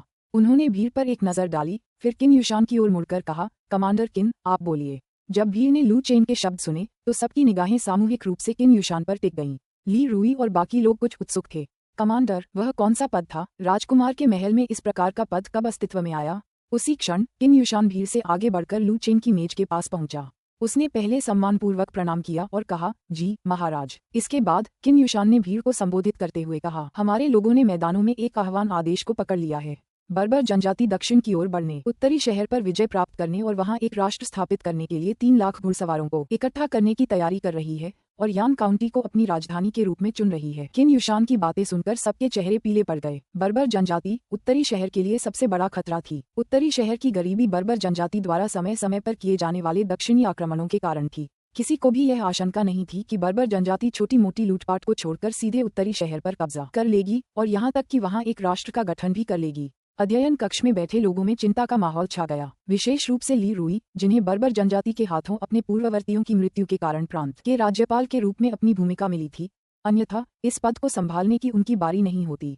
उन्हें कुछ दिनों की शांति की उम्मीद थी, लेकिन 1 साल से कुछ अधिक समय के बाद बर्बर जनजाति फिर से दक्षिण की ओर बढ़ रही थी और यह महज लूटपाट का अभियान नहीं था। अगर बात सिर्फ अनाज की होती तो ली रुई को इतनी चिंता नहीं होती, क्योंकि बर्बर जनजाति आमतौर पर यान काउंटी के उत्तर में स्थित अन्य शहरों पर हमला करती थी और दक्षिण में स्थित यैन काउंटी में शायद ही कभी आती थी। वास्तविकता में वापस आने के बाद ली रुई ने जल्दबाजी में पूछा, कमांडर किन, क्या आपकी खुफिया जानकारी विश्वसनीय है? बर्बर जनजाति द्वारा दक्षिण से किया गया आक्रमण एक महत्वपूर्ण घटना थी। साथ ही 3 लाख घुड़सवारों का उत्तर शहर पर हमला करने के लिए दक्षिण की ओर मार्च करना भी एक बड़ा घटनाक्रम था। इसकी सूचना शाही दरबार को शीघ्रता से देना अत्यंत आवश्यक था। वहां मौजूद लोगों के लिए नॉर्थ सिटी के 30,000 सैनिकों का बर्बर जनजाति के 3 लाख घुड़सवारों के सामने कोई मौका नहीं था।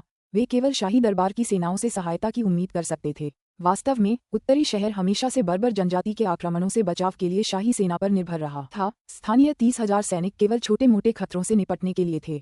उस समय किन युशान ने कहा, हमने जो जानकारी जुटाई है वह सत्यापित हो गई है। हमारे लोगों ने बर्बर जनजाति के शाही दरबार में घुसपैठ की और यह खबर सीधे बर्बर राजा के मुख से प्राप्त की। यह किन युशान की बातें सुनकर वहां मौजूद सभी लोगों के चेहरे अविश्वास से भर गए। राजकुमार के साथ खड़े कमांडर किन आखिर कौन थे? क्या राजकुमार के आदमियों ने बर्बर जनजाति के शाही दरबार में घुसपैठ कर ली थी? उस क्षण ली रुई को एक कड़वी सच्चाई का एहसास हुआ।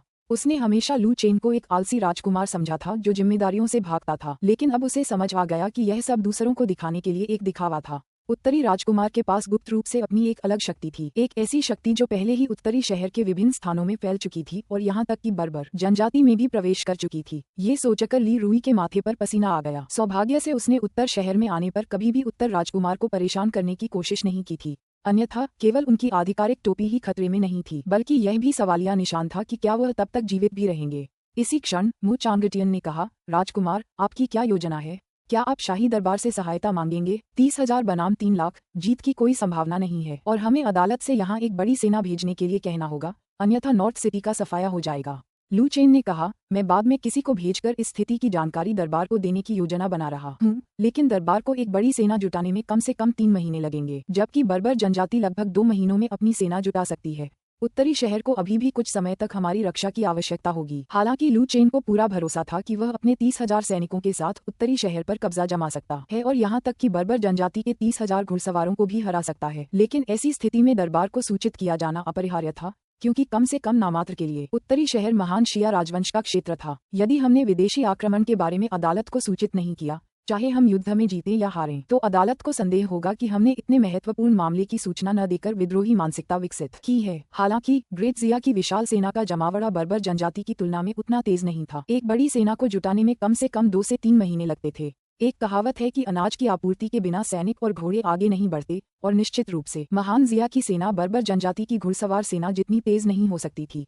इसके अलावा यह उत्तरी शहर है जहां सड़कें बेहद खराब हैं, इसलिए ग्रेट जिया को यहां एक बड़ी सेना लाने में और भी अधिक समय लगेगा। लू चेन की बातें सुनकर ली रुई का चेहरा और भी पीला पड़ गया।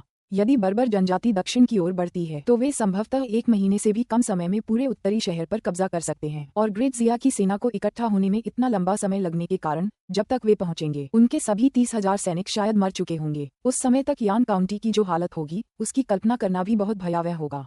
लू चेन ने आगे कहा, मेरी योजना यान काउंटी के उत्तर में स्थित सभी नागरिकों को यान काउंटी के दक्षिण में स्थानांतरित करने की है और फिर बर्बर सेना के 30,000 सैनिकों को रोकने के लिए यान काउंटी में अपनी सारी सेना को केंद्रित करने की है। जनरल मो, आप पहले बर्बर सेना के साथ युद्ध कर चुके हैं, इस योजना के बारे में आपका क्या विचार है? लू चेन का सवाल सुनकर मु चांगटियन एक पल के लिए रुक गया।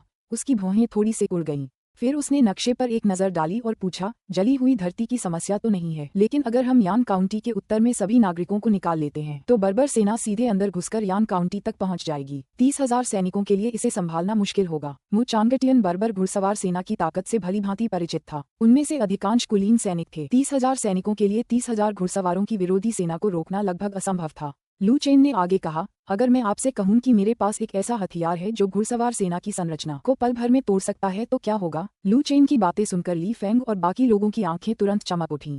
जो लोग शुरुआत से ही उत्तरी राजकुमार का अनुसरण कर रहे थे वे जानते थे कि उसके पास कुछ रहस्यमय हथियार थे, जैसे कि वे विस्फोटक पत्थर और काली छड़ें जो 9वीं श्रेणी के मार्शल आर्टिस्ट को पल भर में मार सकती थीं। सेना में पहले ही यह अफवाह फैल चुकी थी कि उत्तरी राजकुमार को अमरता की विरासत प्राप्त हुई है। चाहे उसे अमरता की विरासत प्राप्त हो या न हो, ये बात मायने नहीं रखती थी। जब तक उत्तरी राजकुमार के पास बर्बर जनजाति का सफाया करने में सक्षम हथियार था या वह ऐसे हथियार का बड़े पैमाने पर उत्पादन कर सकता था, तब तक ये पर्याप्त था। जैसे ही मु चांगटियन लू चेन से हथियार के बारे में पूछने ही वाले थे, लू चेन ने नक्शे को देखते हुए कहा, जनरल मो, मेरी योजना बर्बर घुड़सवार सेना को वानिंग घाटी में लुभाने और फिर घाटी के ऊपर ऊंची जगह से उन पर घात लगाकर हमला करने की है। क्या आपको लगता है कि यह योजना संभव है? चूंकि मु चांगटियन का बर्बर जनजाति के साथ कई बार सामना हुआ था, इसलिए वह उनकी स्थिति से सबसे अच्छी तरह परिचित था, इसलिए लू चेन ने उसकी राय मांगी। पेशेवर मामलों को पेशेवरों पर ही छोड़ देना चाहिए। लू चेन की बातें सुनने के बाद मु चांगतियान ने मेज पर रखे नक्शे को गंभीरता से देखा और तुरंत कोई प्रतिक्रिया नहीं दी। कुछ देर बाद मु चांगतियन ने आखिरकार कहा, यदि राजकुमार यान काउंटी में ही रुकते हैं तो बर्बर घुड़सवार सेना को वानिंग घाटी की ओर आकर्षित करना मुश्किल नहीं होगा। वानिंग घाटी का भूभाग अपेक्षाकृत समतल है, जो घुड़सवार सेना के लिए यान काउंटी की ओर सीधे दक्षिण की ओर बढ़ने के लिए अनुकूल है। हालांकि राजकुमार, यदि आप वानिंग घाटी में केवल 30,000 सैनिकों के साथ घात लगाते हैं तो मुझे डर है कि वे बर्बर लौह घुड़सवार सेना के आक्रमण को रोकने में पूरी तरह असमर्थ होंगे। वानिंग घाटी दोनों ओर ऊंची भूमि से घिरी हुई है और इसके सामने एक विस्तृत खुला मैदान है, इसलिए यदि बर्बर लौह घुड़सवार सेना पर वानिंग घाटी में घात लगाकर हमला भी किया जाता है तो वे तेजी से आगे बढ़कर घाटी को जल्दी से खाली कर सकते हैं। वानिंग घाटी बहुत लंबी नहीं है। अग्रिम पंक्ति में कम से कम 1 लाख सैनिकों के बिना बर्बर लौह घुड़सवार सेना के आक्रमण को रोकना लगभग असंभव प्रतीत होता है।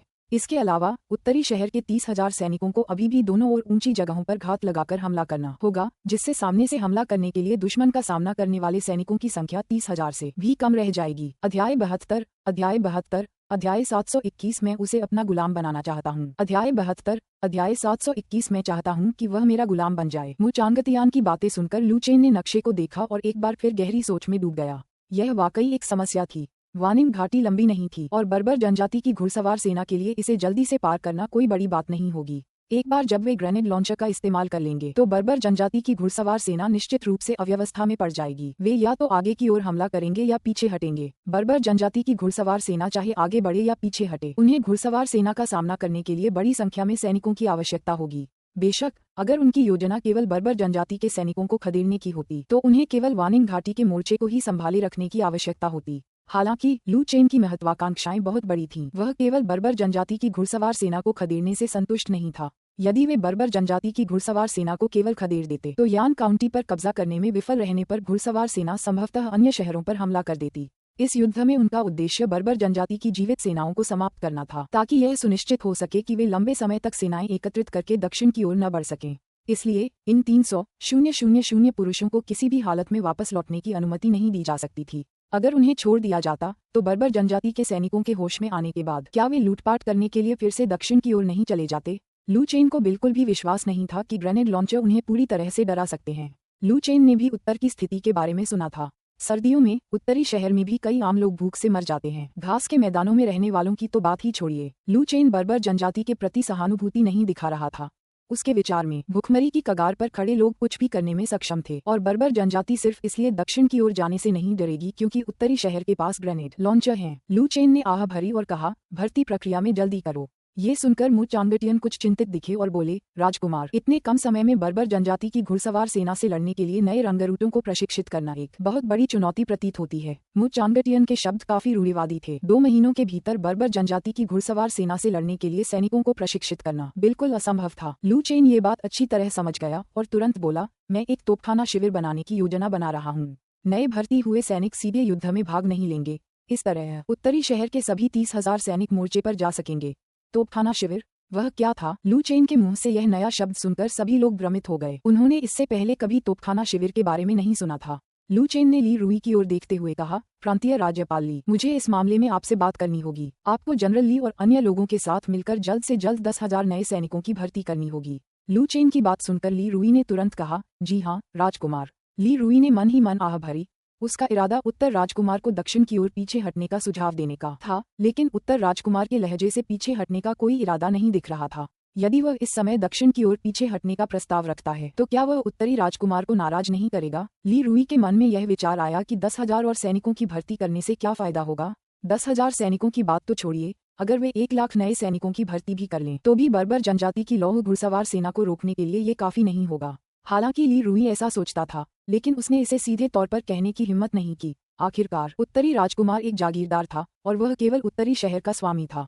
इस समय लू चेन ने मेज पर रखे नक्शे को देखा और कहा, तोपखाना शिविर के गठन के बाद ये राजकुमार आपको उत्तरी राजकुमार हवेली के नए हथियार दिखाएगा। ये सुनकर सबकी जिज्ञासा और बढ़ गई। उत्तरी राजकुमार अपने तथाकथित नए हथियारों को लेकर काफी आश्वस्त लग रहा था, जिससे ये सवाल उठने लगा कि आखिर वे किस तरह के नए हथियार थे जिन्होंने उत्तरी राजकुमार को यान काउंटी में बर्बर सेना से लड़ने का साहस दिया। उनकी जिज्ञासा तो थी, लेकिन उन्होंने ज्यादा सवाल नहीं पूछे। उत्तरी राजकुमार ने कहा कि वह उन्हें दिखाएगा, इसलिए अब मुख्य काम सैनिकों की भर्ती में तेजी लाना और नई सेना को जल्द से जल्द तैयार करना था।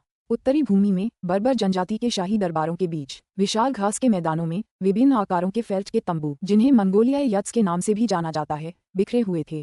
केंद्र के जितना करीब जाते थे, मंगोलियाई यत्स उतने ही बड़े होते जाते थे, जिनमें से सबसे बड़ा यट बर्बर जनजाति के महान राजाओं में से एक का था। बर्बर जनजाति घास के मैदानों में व्यापक रूप से फैली हुई थी, जिसमें कुल 7 राजा शामिल थे। उत्तरी शहर के ठीक उत्तर में स्थित आकाश भेड़िया राजा ही उत्तरी शहर पर हमला करने और वहां एक राष्ट्र स्थापित करने की योजना बना रहा था। इसी समय जानवरों की खाल से बने वस्त्र पहने एक महिला अपने घोड़े पर सवार होकर तंबुओं के समूह के केंद्र में पहुंची। उसकी त्वचा गोरी थी, उसका चेहरा अत्यंत सुंदर था, जो घास के मैदानों में रहने वाले किसी व्यक्ति से अपेक्षित सौंदर्य से बिल्कुल विपरीत था। घोड़े से उतरने के बाद उसने तुरंत अपनी दासी से पूछा, क्या वो युवान लौट आया है? उसके बगल में खड़ी दासी, जिसके चेहरे पर खुदे हुए अक्षर थे, ने तुरंत उत्तर दिया, वह लौट आया है राजकुमारी। ये सुनकर वह महिला उत्तेजित होकर सबसे बड़े तंबू के बगल में स्थित एक छोटे मंगोलियाई तंबू की ओर दौड़ी। तंबू का पर्दा उठाया और पाया कि जिस व्यक्ति के बारे में वह अभी अभी बड़बड़ा रही थी, वह वास्तव में लौट आया था। इस समय वू युआन नाम का व्यक्ति जमीन पर घुटनों के बल बैठा था और एक बेहद खूबसूरत महिला को कुछ खुफिया जानकारी दे रहा था। तंबू के अंदर एक बेहद खूबसूरत महिला बिस्तर पर अर्ध लेगी हुई थी। उसकी लंबी गोरी टांगें दिखाई दे रही थीं। उसने कीमती फर के वस्त्र पहने थे और उसका पूरा शरीर चमकदार गहनों से सजा हुआ था, जो मोहक आकर्षण का प्रतीक था। वह बर्बर जनजाति की इस शाखा में सबसे महत्वपूर्ण महिला थी, जो पूर्व स्काई वुल्फ किंग की पत्नी थी। बर्बर जनजाति की परंपराओं के अनुसार पिछले स्काई वुल्फ किंग की मृत्यु के बाद उसे वर्तमान स्काई वुल्फ किंग से शादी करनी थी। हालांकि कुछ कारणों से उसकी अभी तक शादी नहीं हुई थी, लेकिन उसने मौजूदा स्काई वुल्फ किंग से वादा किया था कि अगर वह नॉर्थ सिटी पर कब्जा कर ले और वहां एक राष्ट्र की स्थापना कर दे, तो वह उससे शादी कर लेगी और उसकी रानी बन जाएगी। इसी क्षण तंबू में प्रवेश करने वाली महिला ने आदरपूर्वक अभिवादन करते हुए कहा, महारानी को मेरा प्रणाम। हालांकि उनके सामने खड़ी खूबसूरत महिला ने अभी तक वर्तमान स्काई वुल्फ किंग से शादी नहीं की थी, फिर भी सभी ने उन्हें रानी के रूप में पहचान लिया। येल नान्यान ने शियाओ वेन्याओ की ओर देखा और फिर धीरे से कहा, उठो। येल नान्यान की आवाज अविश्वसनीय रूप से मधुर थी, जिससे ऐसा महसूस होता था मानो कोई वसंत की ठंडी हवा का आनंद ले रहा हो। तंबू में प्रवेश करने वाली महिला शियाओ वेन्याओ वर्तमान स्काई वुल्फ किंग शियाओ हुंगबो की बेटी थी। मूल रूप से उनके कोई उपनाम नहीं थे, लेकिन ग्रेट सुंग की नकल करने के लिए स्काई वुल्फ किंग के कबीले के सभी सदस्यों ने उपनाम अपना लिए थे और शाही परिवार ने शियाओ उपनाम धारण किया था। कुछ समय पहले ही रानी येल नान्यान ने उन्हें शियाओ वेन्याओ नाम दिया था। येल नान्यान का ध्यान फिर से अपने सामने खड़े व्यक्ति पर गया और उसने पूछा, मैंने सुना है कि उत्तरी नगर का राजकुमार एक व्यभिचारी व्यक्ति है, जो अपना सारा दिन राजकुमार के महल में भोग विलास में बिताता है, और जब से वह वहां गया है तब से उसने उत्तरी नगर के मामलों में कभी दखल नहीं दिया है। क्या ये सच है? वू युआन ने उत्तर दिया, जी हाँ महारानी जी। उस व्यक्ति का जवाब सुनकर येल नान्यान के चेहरे पर मुस्कान आ गई। तो क्या इसका मतलब ये है कि हमारे महान राजा के दक्षिणी अभियान के लिए उत्तरी शहर पर कब्जा करने का समय आ गया है? वू युआन ने चेतावनी देते हुए कहा, महारानी, भले ही उत्तरी राजकुमार अक्षम हो, लेकिन ग्रेट सुंग की सेनाएं निष्क्रिय नहीं रहेंगी। जैसे ही महान राजा अपना अभियान शुरू करेंगे, ग्रेट सुंग निश्चित रूप से उत्तर की ओर एक बड़ी सेना भेजेगा। येल नान्यान ने उदासीनता से कहा, जब तक ग्रेट सुंग की सेना पहुंचेगी, तब तक महान राजा उत्तरी शहर में अपनी पकड़ मजबूत कर चुका होगा। इसके अलावा ग्रेट सुंग के भीतर आंतरिक कलह छिड़ने वाली है और सुंग सम्राट के पास हमसे निपटने के लिए पर्याप्त संसाधन नहीं होंगे। इस मौके पर जियाओ वेन्याओ ने बीच में टोकते हुए कहा, महारानी, अगर हम उत्तरी शहर पर कब्जा कर लें और उत्तरी राजकुमार को पकड़ने में कामयाब हो जाएं, तो क्या मैं उसे पा सकती हूँ? मैंने सुना है कि वह बेहद खूबसूरत है और मैं उसे अपना गुलाम बनाना चाहती हूँ।